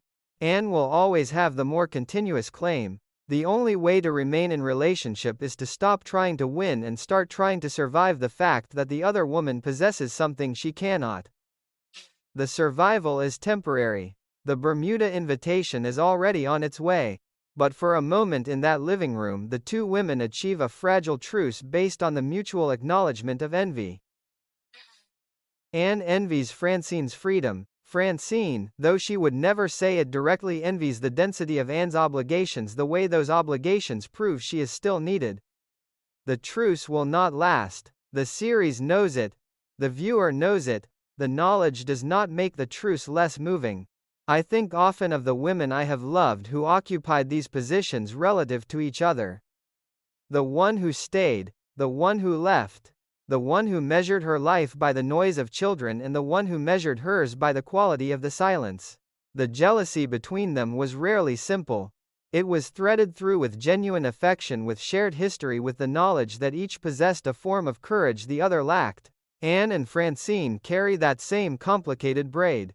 Their war is quiet only in the sense that it does not involve thrown objects. Emotionally, it is loud enough to rearrange the furniture. The living room itself becomes a character in these scenes. It is the space where Anne's values are supposed to reign, yet it is constantly being invaded by Francine's perfume, Francine's invitations, Francine's ability to make the ordinary apartment feel suddenly smaller and more provisional. When Francine stands in that room, she changes the scale of everything. The walls that were adequate become confining. The rules that were protective become punitive. Anne's only defense is to reassert the moral priority of the ordinary, and the ordinary against the backdrop of private jets and leftover lobster has a hard time holding its ground. I have watched the ordinary lose that fight more times than I care to remember. I have also watched it win by simply outlasting the glamour. The series understands both outcomes and refuses to pretend that either is clean. By the time Andrew arrives with the scent of Bermuda on his clothes, the jealousy has already done its work. It has forced Anne to name a desire she would have preferred to keep buried. It has forced Francine to glimpse the cost of the freedom she wears so lightly. The living room has held the conflict without collapsing. The boy has been bargained over and finally released into the next adventure. And the two women, still partners, still rivals, still bound by something. The series, with its usual unsentimental grace, simply continues. The Bermuda invitation arrives in the apartment like a weather system that has been building offshore for days, invisible until the moment it makes landfall. Andrew Gallagher, client pilot, man who moves through the world as if the sky itself were a set of connecting rooms, stands in Anne's living room and offers her 2 hours of business and 2 days of sun and fun. The offer is casual in the way that only true privilege can be casual. He is flying over anyway. The seat is available. The island is waiting. All she has to do is say yes. I have watched this scene more times than I can count, and every time the air in the room seems to thin around Anne as she absorbs the possibility. For a moment the entire architecture of her life, Alex the daughters, who are no longer children but still somehow, her responsibility, the agency, the careful calendar of obligations becomes visible as a structure she might actually step outside of. The moment is brief. It is also irreversible. Once the door to Bermuda has been opened, even if only by a few inches, the apartment will never feel quite the same size again. Anne's first refusal is pure reflex, the sound of a woman who has trained herself to extinguish desire before it can become dangerous. She cannot just go flying off to Bermuda. There is Alex, of course. And she has 2 daughters. The of course is doing enormous work. It is the verbal equivalent of a locked gate. Alex is the reason that requires no further explanation. The daughters 21 and 22 are invoked almost as afterthoughts. Yet their presence in the sentence reveals how thoroughly Anne's identity is still organized around the fact of having children, even children who have begun to build lives of their own. Andrew's cheerful correction, "How old are they, 21 and 22," lands like a small polite act of violence. He is reminding her that the children she is using as shields are adults. The reminder is accurate and therefore unforgivable. I have used versions of those shields myself. I have also had them gently removed from my hands by people who were not unkind, only unwilling to pretend that the old reasons still applied. Francine's response to the invitation is the moment the scene reveals its deeper geometry. She understands immediately that Andrew has mistaken the partners for interchangeable units of the same liberated femininity. He thinks Anne is like Francine, spontaneous, impetuous, fun-loving, full of adventure. The list of adjectives is a diagnosis. Francine delivers it with the soft cruelty of someone who has been correctly identified and is now watching another woman be incorrectly identified in the same way. "That's just not you," she says, and the sentence is both protective and territorial. She is protecting Anne from a role that would not fit. She is also protecting her own monopoly on the role that does. The complexity of that double motive is one of the reasons Francine remains, for me, one of the most interesting secondary characters in any sitcom of the period. She is not simply the glamorous foil. She is a woman who has built a self out of the very qualities Anne has spent years disciplining out of herself, and who therefore cannot help experiencing Anne's potential transformation as a kind of theft. When Francine offers to make the sacrifice of going to Bermuda herself so that Anne can take Alex to the ball game, the offer is pure theater. She is performing generosity while simultaneously reclaiming the adventure as her natural property. Anne's sudden reversal, "Tell me, Francine, what do I wear in Bermuda this time of year?" is the crack in the wall that the entire sequence has been building toward. The question is practical on the surface. Beneath the surface, it is the sound of a woman, allowing herself for a few dangerous seconds to imagine a different costume, a different climate, a different set of rules about who she is allowed to be. I can still feel the particular thrill and terror of that question. I have asked versions of it in dressing rooms and at the edges of invitations I was not certain I deserved. The clothes are never really the issue. The issue is whether the self who would wear them can be allowed to exist for more than a weekend without the entire structure of responsibility collapsing. The cost of spontaneity is the real subject here, and the series is more honest about that cost than most of its contemporaries. Spontaneity is not free. It is paid for with the currency of other people's expectations, with the risk of looking foolish, with the possibility that the ordinary life to which one must return will feel permanently diminished. Anne has spent years paying in the opposite direction, paying with her own desires so that the structure would remain intact. The Bermuda invitation is the first serious opportunity she has been given to reverse the payments, even temporarily. Her hesitation is not cowardice. It is the hard-won knowledge of how much the structure requires her continuous presence. Alex is only the most visible of the reasons. The deeper reason is that she has organized her entire adult identity around the refusal of exactly this kind of flight. I think of the women of my mother's generation who received versions of the Bermuda invitation, sometimes literally, sometimes in the form of a job in another city, a second marriage, a prolonged absence that would have required someone else to manage the children and the bills and the emotional weather of the household. Most of them refused. A few accepted and spent years absorbing the quiet judgments that followed. A very few managed to accept without apology, and they became pleased some of us. For the rest of us, both inspirations and cautionary tales, Anne stands at that same crossroads in this scene. The fact that the invitation is framed as comedy, Andrew's breezy assumption, Francine's theatrical sacrifice, the sudden discussion of wardrobe, does not diminish the seriousness of the choice. Comedy is simply the only register in which American television of the period could afford to examine a woman's desire to disappear for 2 days without providing a full accounting of her reasons. Francine's final maneuver, claiming the trip as her own sacrifice while simultaneously releasing Anne to the ballgame, is a masterpiece of passive aggression disguised as care. She gets to remain the spontaneous one. Anne gets to remain the responsible one. The categories are preserved, the danger is contained, and yet the damage has already been done. Anne has spoken the question about Bermuda clothes out loud. The self who asked that question now exists, even if she is not allowed to board the plane. I have known that self in my own life, the one who almost went, the one who asked what to wear and then stayed home, the one who carried the ghost of the unmade trip into every subsequent ordinary day. The ghost is not always unwelcome. Sometimes it is the only evidence that desire still exists beneath the layers of duty. The scene's power lies in its refusal to punish Anne for the momentary temptation. She is not made ridiculous for wanting the island. She is not rewarded for refusing it.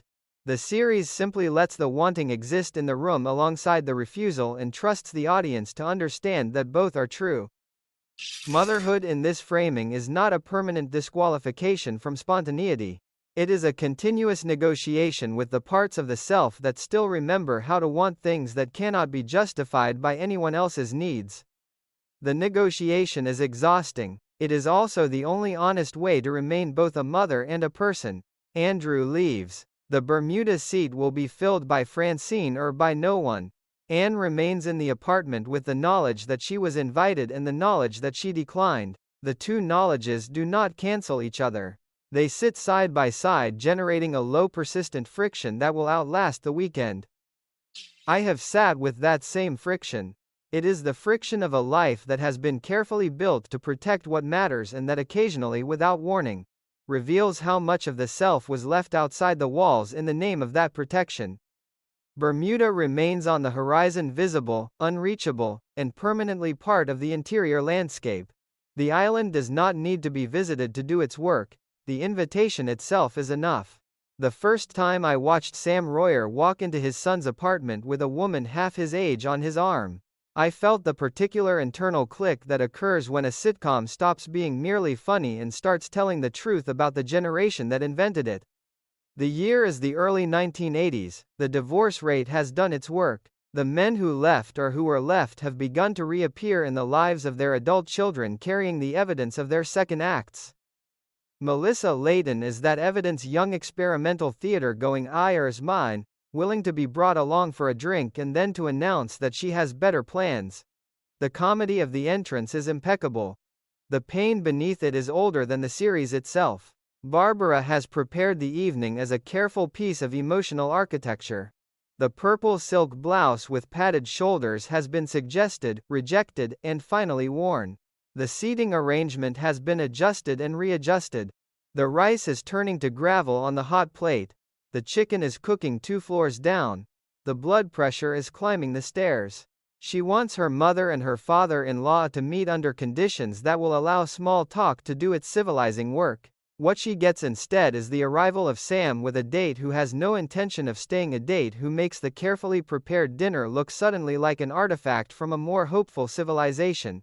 Mark's failure to tell his father that dinner was expected is the kind of small catastrophic omission that adult children specialize in when they are still trying to manage the emotional weather of their parents' post-divorce lives. I have committed versions of that omission. I have been the recipient of them. The shame is always mutual and never evenly distributed. Sam's entrance is a master class in the new midlife masculine style of the period. He is not apologetic. He is not defensive. He is simply present with Melissa in the way that men who have decided they are finished with certain forms of accountability are present. The experimental theater, the plan to grab a bite, the cheerful announcement that anything can happen, these are the verbal signals of a man who has chosen motion over depth. When Melissa refuses to stay, the refusal is allowed to stand. Sam's half-hearted attempts to persuade her are more performance than plea. He is demonstrating to his son and his son's wife and his son's mother-in-law that he is still a man who can attract a woman who has other options. The demonstration is successful. It is also a form of quiet violence against the hope that the evening might have produced something gentler. The morning after is where the sequence acquires its lasting power. The pink towel is one of those sitcom objects that transcends its own joke. Sam standing in Barbara and Mark's apartment wrapped in a towel the color of childhood toothpaste while Schneider and Alex are introduced to him is pure farce on the surface. Beneath the surface, it is a portrait of a man who has nowhere else to perform the aftermath of his own desire. The towel is too small, too bright, too revealing of the body that is no longer young. Schneider's banter about keeping both hands on it, about whether the pants go under or over, is the working-class choric voice that refuses to let the moment retain any dignity. Alex's presence completes the humiliation.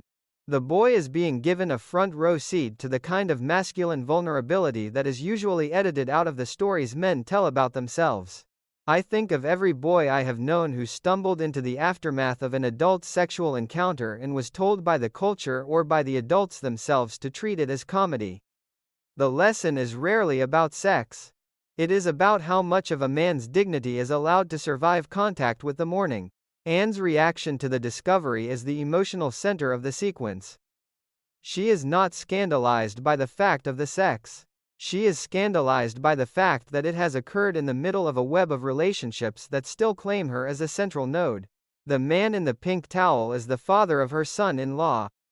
The woman who was not there in the morning is the evidence that Sam has chosen a form of freedom that Anne herself has only flirted with. When she says she is being irrational, that they are all adults, that this is normal and healthy and beautiful for other people's parents. The protestations are the sound of a woman trying to talk herself into a modernity she does not yet feel. The handcuff joke marks deadpan. How much trouble can you get into handcuffed to the headboard is the series, allowing the younger generation to claim a sexual sophistication that the older generation is still learning how to metabolize. Anne's laughter is genuine. It is also a form of surrender. The breakfast scene that follows is where the writing achieves something close to greatness. The eggs are too runny, and not runny enough. Sam is trying to explain without fully explaining why he prefers the company of women who expect nothing. The words he reaches for, supple nubile, are pure period male language, the vocabulary of a man who has learned to describe desire as a set of physical attributes rather than a form of mutual recognition. Anne's response is the quiet masterpiece of the sequence. She does not compete. She does not condemn. She simply states that last night was great and that it did not revolutionize her life. She likes her independence, her business, her life. She is not looking to complicate things. The speech is a declaration of self-possession that the series has been building toward for seasons. It is also a carefully constructed defense against the possibility that she might want more than she is prepared to admit. When they shake hands on the no-strings arrangement, the gesture is both comic and heartbreaking. Two middle-aged people, still attractive, still hungry, trying to legislate desire into a form that will not damage the lives they have already built. I have watched versions of that handshake in real rooms. Sometimes the arrangement holds. More often, it becomes the story the participants tell themselves while the emotional accounts are already beginning to overdraw. The series is wise enough not to pretend that the handshake is a solution. It is simply a temporary truce with the fact of midlife desire in a culture that has not yet developed an honest language for it. What gives the entire sequence its lasting force is the way it refuses to punish any of the participants for wanting what they want. Sam is not made a villain for dating younger women. Anne is not made ridiculous for accepting the terms. Barbara and Mark are not made into prigs for finding the situation awkward. Even Melissa is allowed to leave without being branded a homewrecker. The comedy arises from the collision of timelines, the children's hope for a coherent family dinner, the father's commitment to a life of temporary attachments, the mother's careful attempt to locate herself inside a new set of rules. The collision is painful. It is also in the series' particular moral universe simply the weather of the period. I think of my own parents' generation whenever I return to these scenes, the men who left and came back carrying the scent of other lives. The women who stayed and learned to speak the language of independence even when the independence still felt like exile. The adult children who tried to host dinners that would make the fragments look whole. The pink towel is a comic object. It is also a flag of surrender, the signal that the old forms of dignity have been replaced by something more provisional, more exposed and somehow more honest. Sam standing in that towel trying to maintain a scrap of authority while Schneider jokes and Alex stares is the image of a masculinity that has lost its private bathroom and has not yet found a new room in which to recover. Anne watching him already calculating how much of her own desire she is willing to admit, is the image of a femininity that has learned to survive the loss of the old scripts without fully trusting the new ones. The sequence ends without resolution, which is the only honest way it could end. The eggs are eaten or thrown away. The handshake is completed. The no-strings arrangement is in place. And every person in the apartment knows that strings once they have existed do not disappear simply because two people have agreed to pretend they are no longer there. The pink towel is folded or discarded. The experimental theater continues without Melissa or with her. And Anne drives home, carrying the knowledge that she has entered a form of relationship that her younger self would not have recognized and that her older self is still learning how to inhabit without apology. I have never been able to watch the Linguini scene without feeling a specific almost cellular memory of every time I have tried to legislate my own heart into something more manageable than it was prepared to be. The open arrangement between Anne and Sam is only a week old when it collapses, and the collapse is so complete, so humiliating in its physical details that it feels less like a plot development than like a public diagnosis of a private illness. They have agreed to see each other without emotional dependence. They have agreed that each is free to see other people. They have shaken hands on the deal like two adults who believe that desire can be governed by contract. And then Sam walks into the restaurant with another woman and Anne butters her own hand instead of the bread, and the contract is revealed as the tissue paper it always was. The brilliance of the writing lies in how carefully it has prepared the ground for this exact failure. Anne has spent the preceding days performing the role of the woman who can handle it. She has told Barbara that the arrangement is like being able to eat all the linguine she wants without getting fat. The metaphor is perfect in its self-deception. Linguine is not the issue. Fat is not the issue. The issue is whether the appetite can be satisfied without the body eventually registering the cost. When Sam appears with the attractive young woman, the cost arrives all at once, and it arrives in the most ordinary of gestures, the butter knife moving across the palm instead of the bread. I have performed versions of that gesture. I have reached for something ordinary while the extraordinary knowledge of my own jealousy rearranged the room around me. The body betrays the performance long before the mouth is ready to admit defeat. Barbara's presence at the table is crucial. She is the witness who still believes or wants to believe that her mother is the kind of woman who can sustain a modern arrangement without bleeding. When Anne insists she is glad it happened, that it proves Sam is taking the deal as seriously as she is. The insistence is so transparent that even the laugh track seems to hesitate. Barbara does not buy it. The audience does not buy it. Anne herself does not buy it. Which is why she must escape to the ladies' room before the butter on her hand becomes the only thing anyone can see. The ladies' room is the traditional sanctuary of female emotional crisis in American comedy, and the series uses it here with full knowledge of its conventions. What happens outside it, however, is less conventional. Anne does not cry. She does not collapse. She simply tells Sam that all bets are off, that she is canceling her subscription, that she is leaving. The language is pure consumer complaint. She is treating the relationship as a magazine she no longer wishes to receive. The formality of the language is the only dignity she has left. Sam's response is the moment the scene reveals its deeper understanding of midlife masculine panic. He is not prepared for her to mean it. The arrangement was supposed to protect him from exactly this kind of claim. He has been dating women who expect nothing so that he would never again have to face a woman who expects something. Anne's sudden expectation, her jealousy, her anger, her refusal to continue reintroduces the very stakes he has been trying to avoid. When he follows her, when he tries to negotiate through the bathroom door via a stranger, the desperation is almost tender. He is a man who has built a system designed to keep him from being left, and the system has just failed in the most public way possible. The stranger who relays messages between them becomes a comic embodiment of how thoroughly the private has become public. There is no longer a protected space in which the arrangement can be repaired. The entire restaurant has become the arena. What moves me most in this sequence is Anne's self-diagnosis. She is angry at herself for feeling like a schoolgirl. She is angry at herself for being jealous at 40. The number is spoken aloud as if the age itself were a moral failing. 53. Sam replies is no picnic either. The exchange is one of the most honest moments the series ever allowed itself about the specific humiliation of midlife desire. The culture has told both of them that jealousy is for the young. That by their age, they should have achieved a sophistication that renders such feelings obsolete. The feelings have not read the cultural script. They arrive with the same force they possessed at 20, only now they are accompanied by the shame of still being susceptible. I have felt that shame. I have watched it operate in the lives of nearly every person I know who has tried to love again after a certain age. The shame does not reduce the feeling.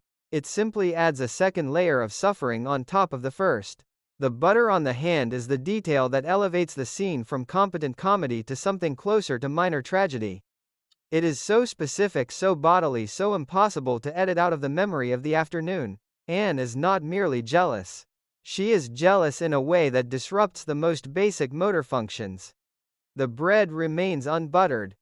The hand becomes the bread. The metaphor she offered Barbara a few days earlier, linguine without consequences, is rewritten in real time as bread and butter with consequences she cannot control. I have returned to that image more times than I can count. It has become for me a private shorthand for every moment in which the body refuses to participate in the story the mind is trying to tell. The mind says we have an agreement. The body says, I am buttering my own hand in a public restaurant because the man I am not supposed to need has arrived with someone else. The collapse of the arrangement is not framed as a moral victory for monogamy. The series is too intelligent for that. Anne does not suddenly decide that open relationships are wrong. She simply discovers that this particular open relationship is one she cannot sustain without damage. The distinction is important. It allows the scene to remain specific rather than didactic. Sam is not a villain for wanting freedom. Anne is not a heroine for wanting more. They are two people who tried to build a structure that would protect them from the very feelings that made the structure necessary, and the feelings have proven stronger than the architecture. I have watched that discovery occur in real lives. Sometimes the people involved are able to rebuild something more honest. Sometimes the discovery itself becomes the reason they cannot continue. The series leaves both possibilities open. What lingers after the scene ends is the particular quality of Anne's solitude as she leaves the restaurant. She has reclaimed her independence, but the independence now carries the memory of having been briefly disastrously dependent. The schoolgirl jealousy has been named and has not been expelled. It remains part of the equipment she will carry forward. In the moral universe of one day at a time, this is not a failure. It is simply the next piece of information about what it costs to remain open to desire after the early scripts have been exhausted. The butter will be washed off. The linguine will be paid for. The arrangement will not be reinstated. And Anne will drive home carrying the knowledge that her heart at 40 is still capable of making a fool of her in a public place. The knowledge is painful. It is also the opposite of numbness. In the series' quiet accounting that is a form of remaining alive. I think of every woman I have known who has tried to negotiate a version of the open arrangement, who has used the language of freedom and adult understanding, and who has then found herself undone by the sight of the person she was not supposed to need sitting with someone else. The details change. The buttered hand remains. It is the body's way of keeping the score the mind has tried to declare irrelevant. Anne's schoolgirl jealousy is not a regression. It is the proof that some forms of wanting do not graduate. They simply wait for the next opportunity to remind us that the contract was always written on material that dissolves at the first real pressure. The restaurant continues its ordinary business. The other diners return to their own conversations, and somewhere in the city a woman is washing butter off her hand and deciding what, if anything, she is willing to risk next. Julie arrives the way weather arrives in the Midwest suddenly, with little warning, carrying a system that will rearrange the pressure in every room it enters. The postcard has been characteristically vague, no date, no arrival time, nothing about the baby. And then she is simply there speaking in a new register that the family has no existing vocabulary to meet. Sweet vibrations. No waves, no ripples, facing east. The sacred vessel of the womb. The language is so thoroughly of its moment. So redolent of the early 80s collision between residual counterculture and emerging New Age certainty that watching it now feels like opening a time capsule that still smells of incense and earnestness. Yet the earnestness is not played merely for laughs. The series understands that Julie's new vocabulary is both a genuine attempt to protect her unborn child and a sophisticated defense against the family she is re-entering. I have watched versions of this entrance in real families. The returning daughter who has acquired a new set of terms for her own body and her own future, and who uses those terms to create a buffer against the old patterns of judgment and noise. The instruction to face the chair east is the first small test. Schneider, who has never required a reason to perform the ridiculous, turns the chair with the deadpan commitment of a man who has decided that resistance is more work than compliance. His joke about the city dump being what actually lies east of the building is pure Schneider, the working-class reduction of spiritual aspiration to local real estate. Julie's response that he is irritating the air is the first moment the new language is used as a form of control. She is not simply asking for quiet. She is establishing that the quality of the air itself is now her jurisdiction. Anne's attempt to remain open to keep her mind available to the new idea is the sound of a mother who has already lost earlier battles with this particular child and is trying not to lose the next one in the first 10 minutes. I recognize the effort. I have made it. It is exhausting in a way that ordinary argument is not, because it requires the continuous suspension of one's own instinctive responses. What Julie is carrying into the apartment is not merely a pregnancy. She is carrying a complete moral system in which the ordinary operations of the family, the teasing, the raised voices, the casual sarcasm have been reclassified as forms of pollution. The baby can hear discord. The baby can feel doubt. Therefore, doubt must be suspended, sarcasm retired, and the air kept free of violent auras. The demand is absolute, and like all absolute demands made on behalf of an unborn child, it is difficult to refuse without appearing to be the kind of person who would harm a baby. Anne's frustration is the frustration of a woman who has raised 2 daughters through ordinary human noise and is now being told that the methods she used are a form of ambient damage. The series does not mock Julie's concern. It simply places that concern inside a household that has always operated by different rules and lets the friction generate the comedy and the pain in equal measure. Grandma Catherine's presence adds another layer of generational complexity. She is delighted by the prospect of a great-grandchild and willing to absorb any amount of new language if it keeps the peace. Her willingness to face east, to speak of sweet vibrations, to treat Julie's spiritual framework as a harmless eccentricity is the pragmatism of a woman who has already survived the earlier iterations of her granddaughter's intensity. She has seen Julie the free spirit, Julie the difficult cause, Julie the young woman who demanded $5 to save the jackasses in the Grand Canyon. The yogi and the underwater birth are simply the latest form of a pattern Catherine has already learned to navigate by yielding the surface while protecting the core. I have known grandmothers who operated by exactly this method. Their yielding was not weakness, it was a long game. The deeper current in the sequence is the question of who owns the definition of harm. Julie has decided that ordinary family interaction constitutes a form of prenatal injury. The family in turn experiences Julie's new rules as a form of emotional injury, the sudden requirement to edit every impulse, every joke, every raised eyebrow for the sake of a child who is not yet present. Both claims have their logic. Neither claim can fully accommodate the other.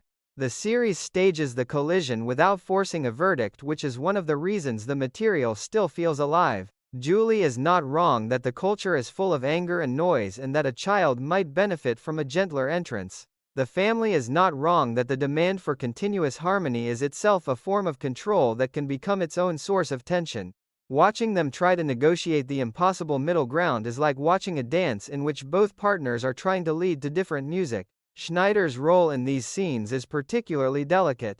He is the outsider who is also the most consistent presence, the man who has no blood claim on the child and is therefore free to absorb the new requirements without the same depth of resistance. When he turns the chair, when he agrees to keep the air free of irritation, he is performing a version of care that the Blood family finds more difficult.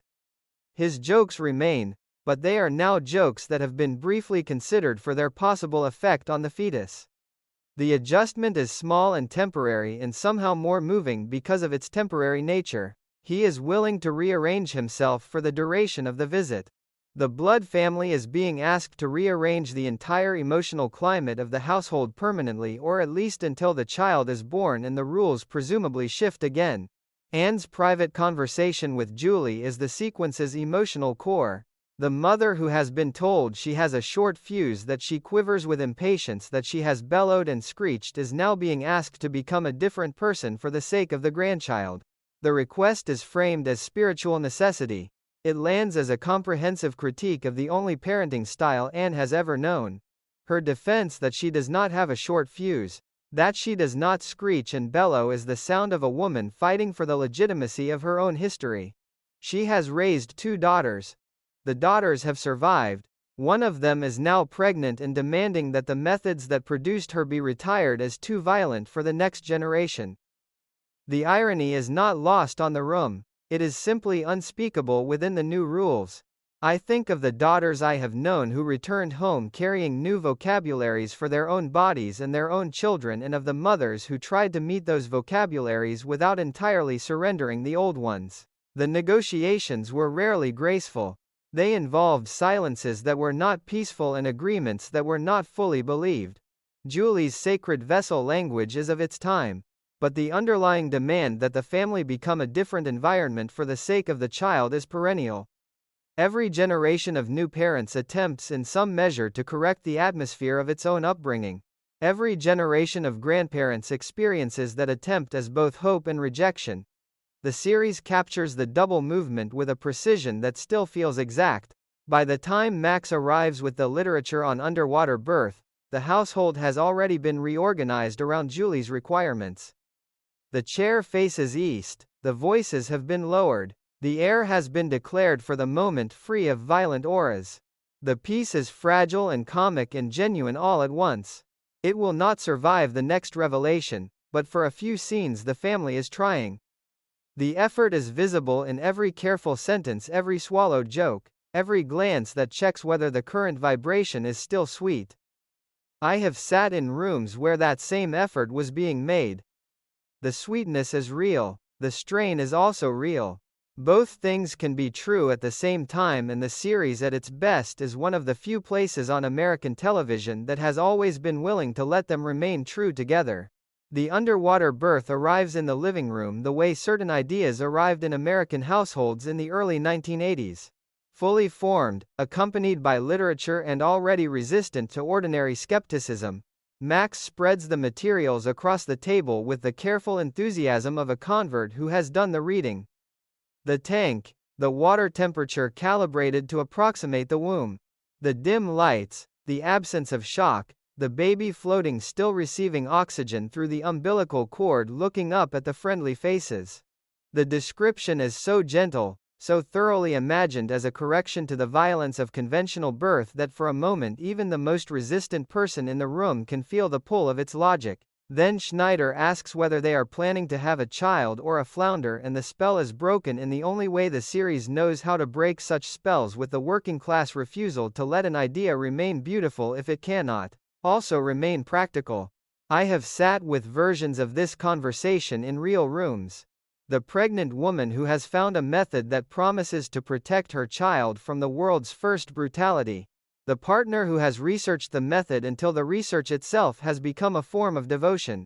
The mother who hears the promise and immediately translates it into a list of things that can go wrong. The outsider who reduces the entire vision to a joke about marine life. Each position is coherent inside its own framework. None of the frameworks can fully absorb the others. The series stages the collision without declaring a winner, which is one of the reasons the material continues to feel honest rather than merely topical. Anne's resistance is not the resistance of ignorance. It is the resistance of a woman who has already given birth twice under the ordinary conditions of American hospitals and who knows in her body what the ordinary conditions feel like. When she says the idea terrifies her, the terror is specific. No medical doctor, no hospital. A psychologist named Peter Raymond who has done Julie a lot of good and who has apparently also done a lot of good for the idea of birth as a spiritual rather than a medical event. The series is careful not to make Anne's fear look like simple conservatism. It is the fear of a mother who has already delivered children into a world she knows to be unsafe and who cannot understand why the next generation would voluntarily increase the margin of uncertainty. I have felt that fear. I have also felt the opposing fear, the fear that the ordinary medicalization of birth is itself a form of violence that could be refused. Both fears can inhabit the same room. Both can be true at the same time. Max's defense of the method is the defense of a man who has found in the literature a way to participate in the birth without being reduced to the traditional role of the helpless waiter outside the delivery room. He has researched. He has the pamphlets. He can explain the umbilical cord and the temperature of the water and the dim lights. The knowledge is a form of power, and the series allows him to hold it without mockery. When he says the baby continues to receive oxygen from the mother and therefore does not need to breathe until it is ready, the explanation is delivered with the quiet confidence of someone who has already answered the question for himself. Schneider's immediate reduction of the image to little Gary Guppy is the necessary counterweight. The joke does not destroy the idea. It simply refuses to let the idea float free of the body that will have to enact it. The phone call to Dr. Tishman is Anne's attempt to reintroduce the medical framework that Julie has already rejected. The doctor who delivered Anne, who has delivered over 15 babies and still remembers her, becomes the voice of institutional continuity. His reported opinion that he agrees with the peaceful intent if not with the process is the kind of careful middle position that real doctors often occupy when faced with patients who have already made up their minds. Anne seizes on the agreement with the intent and tries to use it as a bridge. Julie hears the word process and rejects it as a reduction of her child's birth to something industrial, something you would use for cheese. The linguistic battle is small and absolute. One woman is trying to keep the conversation inside the realm of medical safety. The other is trying to keep it inside the realm of spiritual meaning. The words they share are not enough to carry both meanings at once. What gives the sequence its lasting emotional force is the private conversation between Anne and Julie that follows the public debate. Julie's fear is not only the fear of medical intervention. It is the fear of delivering a child into a world she experiences as full of anger, hate and violence. The underwater birth is her attempt to give the child a first experience of peace so complete that it might serve as a kind of internal reference point against the noise that will inevitably follow. The desire is so pure, so absolute that it is difficult to meet without either surrendering to it or appearing to be the defender of anger and hate. Anne's response is the response of a woman who understands the desire and still cannot release the prior obligation to keep the daughter and the grandchild alive through the ordinary means. I want your baby to be born safe. I want you to be safe. The repetition of safety is the closest Anne can come to translating her terror into a language Julie might accept. Julie's counter "I'm frightened too" is the first moment the two women are afraid of the same thing, even if they have chosen opposite methods of managing the fear. I think of the mothers and daughters I have known who have fought versions of this battle over birth plans, over medical interventions, over the right to define what constitutes a good entrance into the world. The battles were rarely about the specific techniques. They were about whose experience of risk would be allowed to govern the event. The daughter who has read the literature and chosen the gentler method. The mother who has already buried the stories of what can go wrong and cannot unbury them for the sake of an idea. The series captures the impasse with a precision that still feels exact. Julie is not wrong that the world is violent and that a child might benefit from a first experience of peace. Anne is not wrong that peace is a difficult standard to guarantee once the body enters the water and the variables multiply. Both women are trying to protect the same child from different directions. The protection cannot be complete from either direction. The series knows this and does not pretend otherwise. Schneider's final reduction of the entire discussion to the need for a pool man rather than a doctor is the comic grace note that keeps the material from tipping into pure solemnity. The joke is cruel only if you believe the spiritual framework should be protected from ordinary ridicule. The series does not believe that. It believes that every idea, no matter how gently held, must be able to survive contact with the working class insistence on the practical body.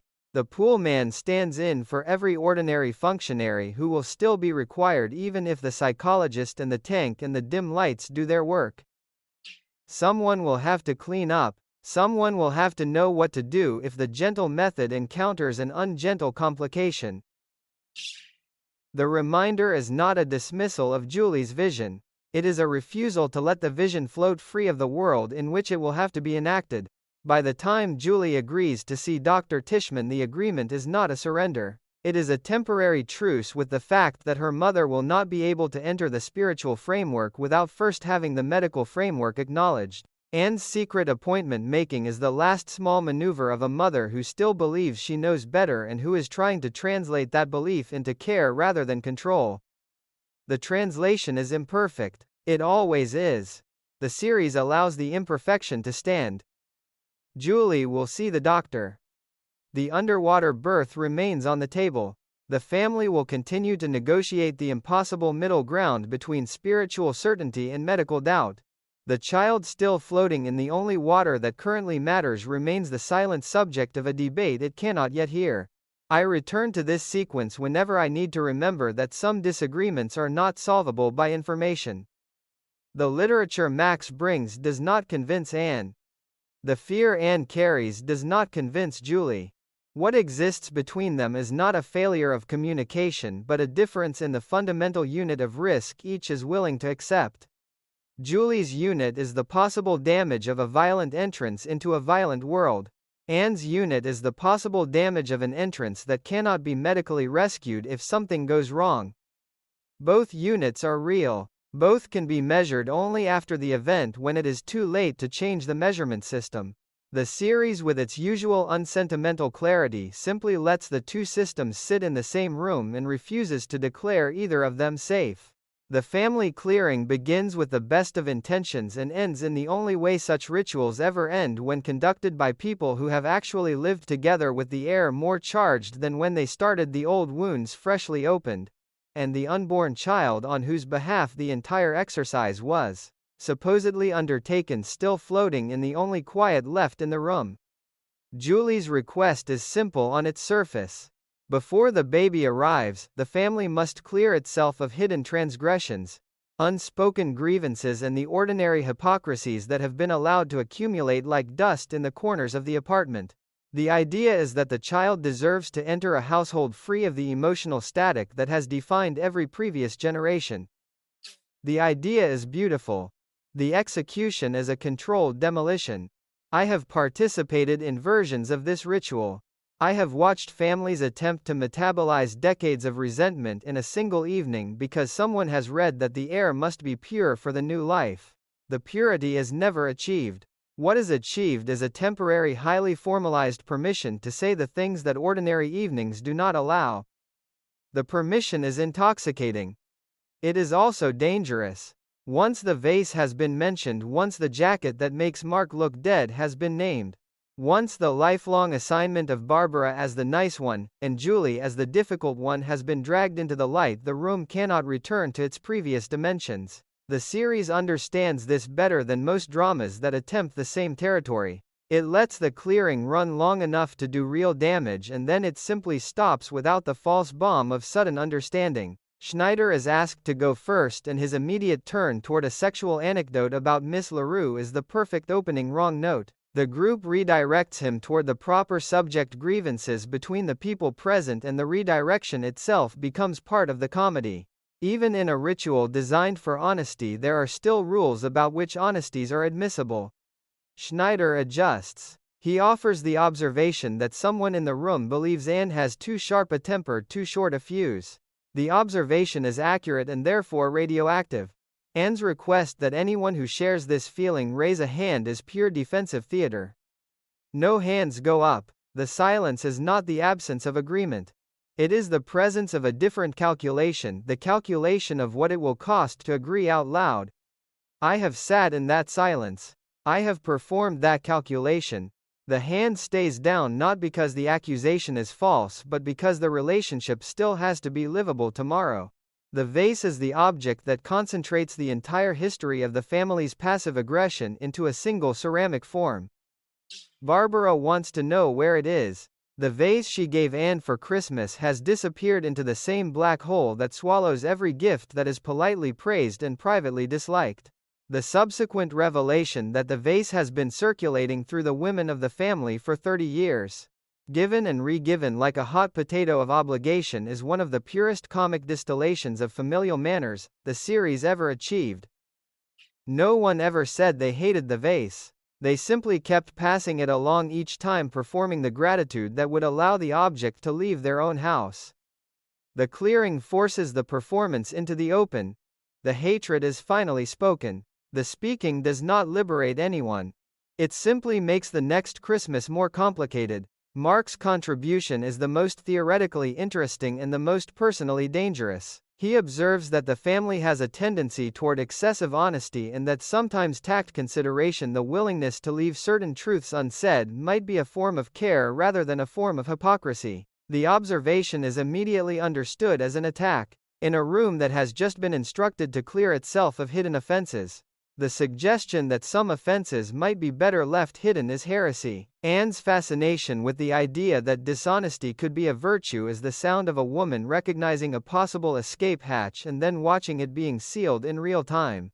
The subsequent example of the jacket, the one Anne said did not flatter Mark's complexion when what she meant was that it made him look dead, is the kind of small specific cruelty that families specialize in. The truth was spoken. The speaking did not improve the relationship. The clearing is forcing everyone to notice that truth-telling and care are not always the same activity. The explosion over Barbara's assigned role as the nice one is the sequence's emotional climax. Julie's fury at the lifelong casting Barbara, the good daughter, Julie the rebel, the difficult one, the bad guy, is the fury of someone who has finally been given permission to name the distribution of moral capital inside the family. The permission is Julie's own. She demanded the clearing. The cost is also hers. Once the assignment is named, it cannot be unnamed. Barbara's defense of niceness as a value and Julie's attack on niceness as a form of complicity with the mother's favoritism opens a wound that the ritual cannot close. Max's attempt to defend Julie by attacking the family's treatment of her only widens the damage.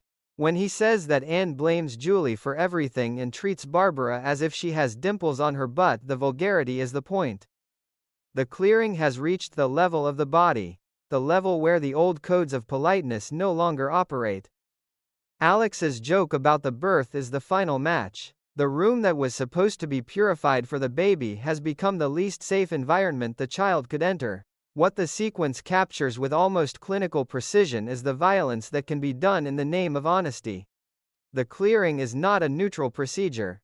It is an intervention into a system that has kept itself functional through a carefully maintained set of silences, exaggerations, and polite lies. Removing those mechanisms does not produce health. It produces the raw, unmediated contact of people who have hurt each other for years and who are now being asked to do so without the usual anesthesia.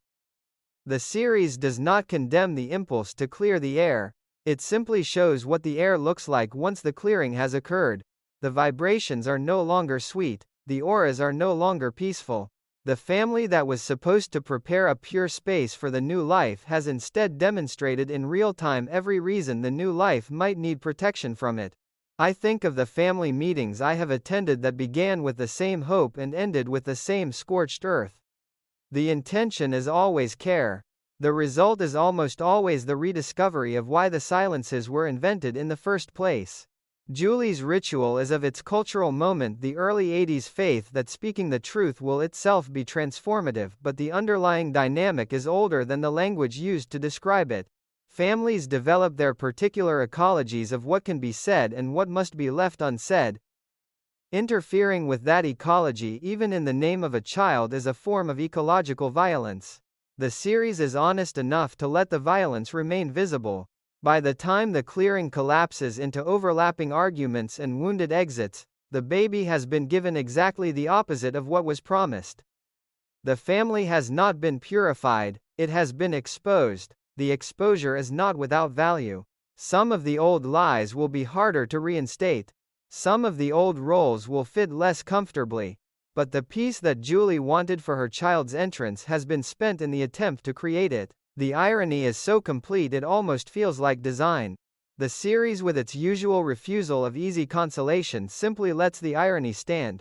The chair may still be facing east. The air is no longer quiet enough to notice.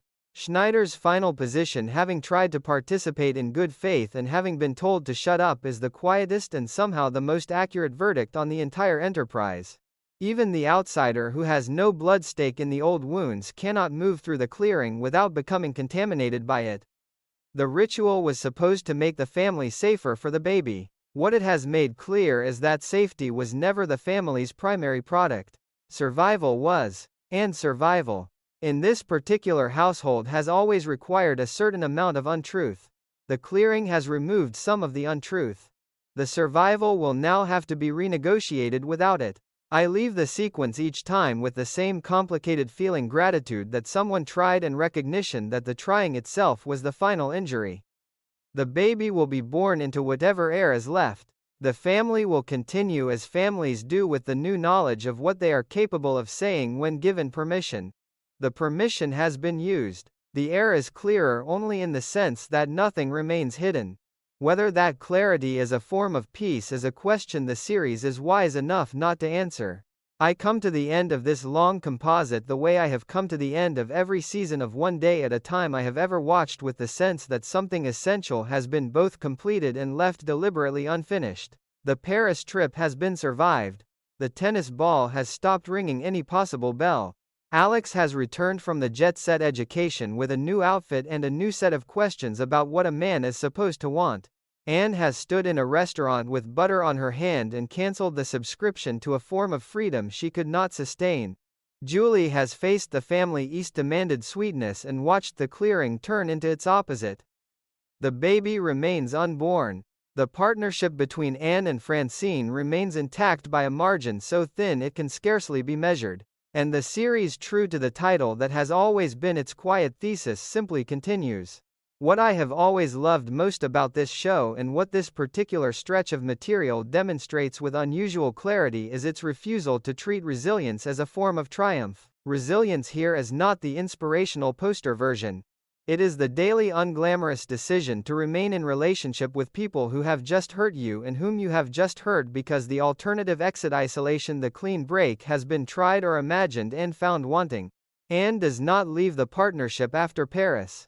She does not revoke Francine's access to Alex after the New Orleans weekend. She does not permanently close the door on Sam after the buttered hand. She does not exile Julie after the clearing has scorched the living room. Each time the rupture is real. Each time the decision to continue is made without the comfort of full resolution. The continuation is the work. The work is never finished. I have lived long enough now to recognize this pattern in my own life and in the lives of nearly everyone I love. The friendships that survived the year one person was impossible. The family bonds that held after the ritual that was supposed to purify them instead exposed every old wound. The romantic arrangements that collapsed and were then, against all better judgment, tentatively rebuilt on different terms. The series understood earlier and more consistently than most of its contemporaries that love is not the absence of damage. It is the willingness to remain in the presence of damage without requiring the damage to be erased before contact can resume. Forgiveness in this moral universe is not a grand gesture. It is the quiet decision to set another place at the table the next night. The title itself, One Day at a Time, has always functioned for me as both consolation and warning. Consolation because it releases us from the demand that the entire future be solved before the next ordinary morning can be faced. Warning, because it refuses the fantasy that a single clarifying conversation, a single clearing, a single weekend in Paris or Bermuda will finish the emotional work. The work is iterative. It is done in the small units of days, and then done again when the next day reveals that yesterday's solution has already begun to fray.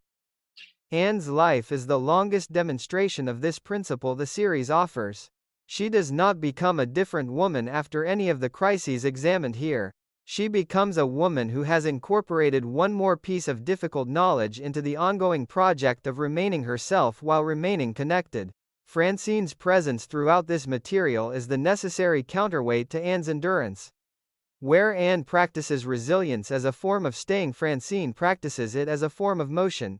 She leaves the sick room. She takes the jet. She claims the Bermuda seat. She absorbs the envy and the accusations, and continues to appear in the living room as if the previous argument has not permanently altered the air.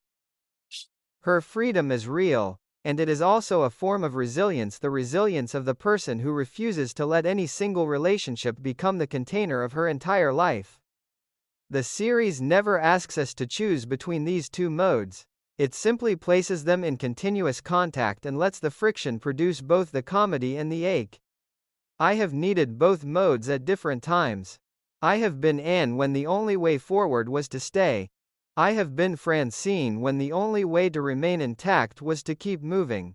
The show's generosity lies in its refusal to moralize either choice. Alex moves through these episodes as the child who is learning in real time the costs and the possibilities of both styles. He is given the jet and the loop and the outfit that makes him feel like a real man. He is also given the apartment and the rules and the mother who will still be there when the jet has landed. The education is incoherent by design.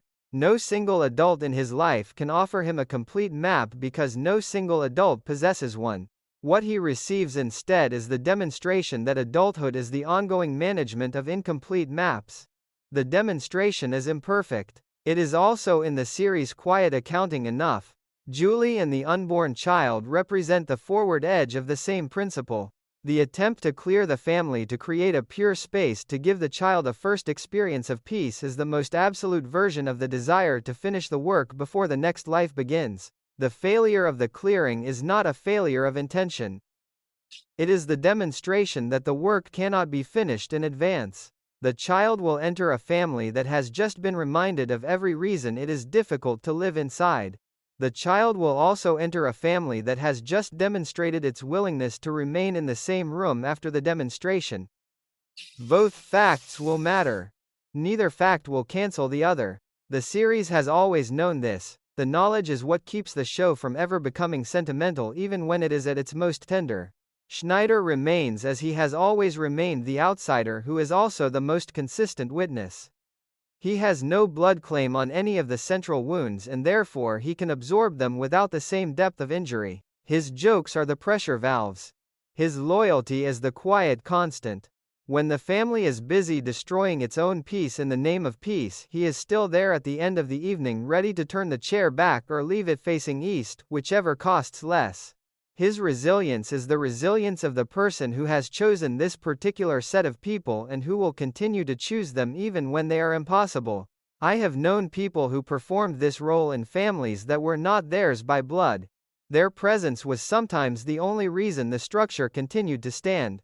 What I carry away from this long stretch of material and from the series as a whole is the conviction that love is not a state, it is an unfinished practice.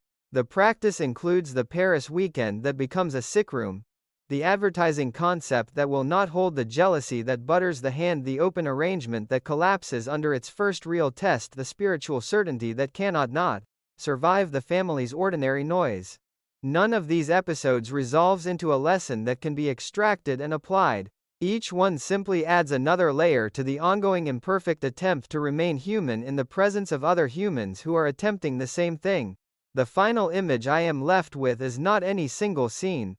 It is the cumulative image of Anne Romano standing in her living room at the end of another ordinary day that has refused to remain ordinary. The maps of Paris have been put away. The tennis ball has rolled under the furniture. The butter has been washed off. The chair may or may not still be facing east. Alex is somewhere in the apartment carrying the ghost of a private jet. Francine will reappear tomorrow or the next day with another invitation or another demand. Julie's baby is still coming. Sam is still out there dating women who expect nothing. And Anne, who has absorbed all of it, who has raged and yielded and raged again, is still there preparing to do the only thing the title has ever asked of her, to face the next day without the comfort of having finished the work of the last one. I have tried to live by that same title for a long time now. Some days I manage it, some days the unfinished work feels heavier than any single day should have to carry. On those days, I return to this series, the way other people return to prayer or to the ocean. Not because it offers answers, but because it has never lied about the nature of the questions. The questions remain. The people remain. The days continue. And the love, unfinished and resilient and still somehow willing, continues with them.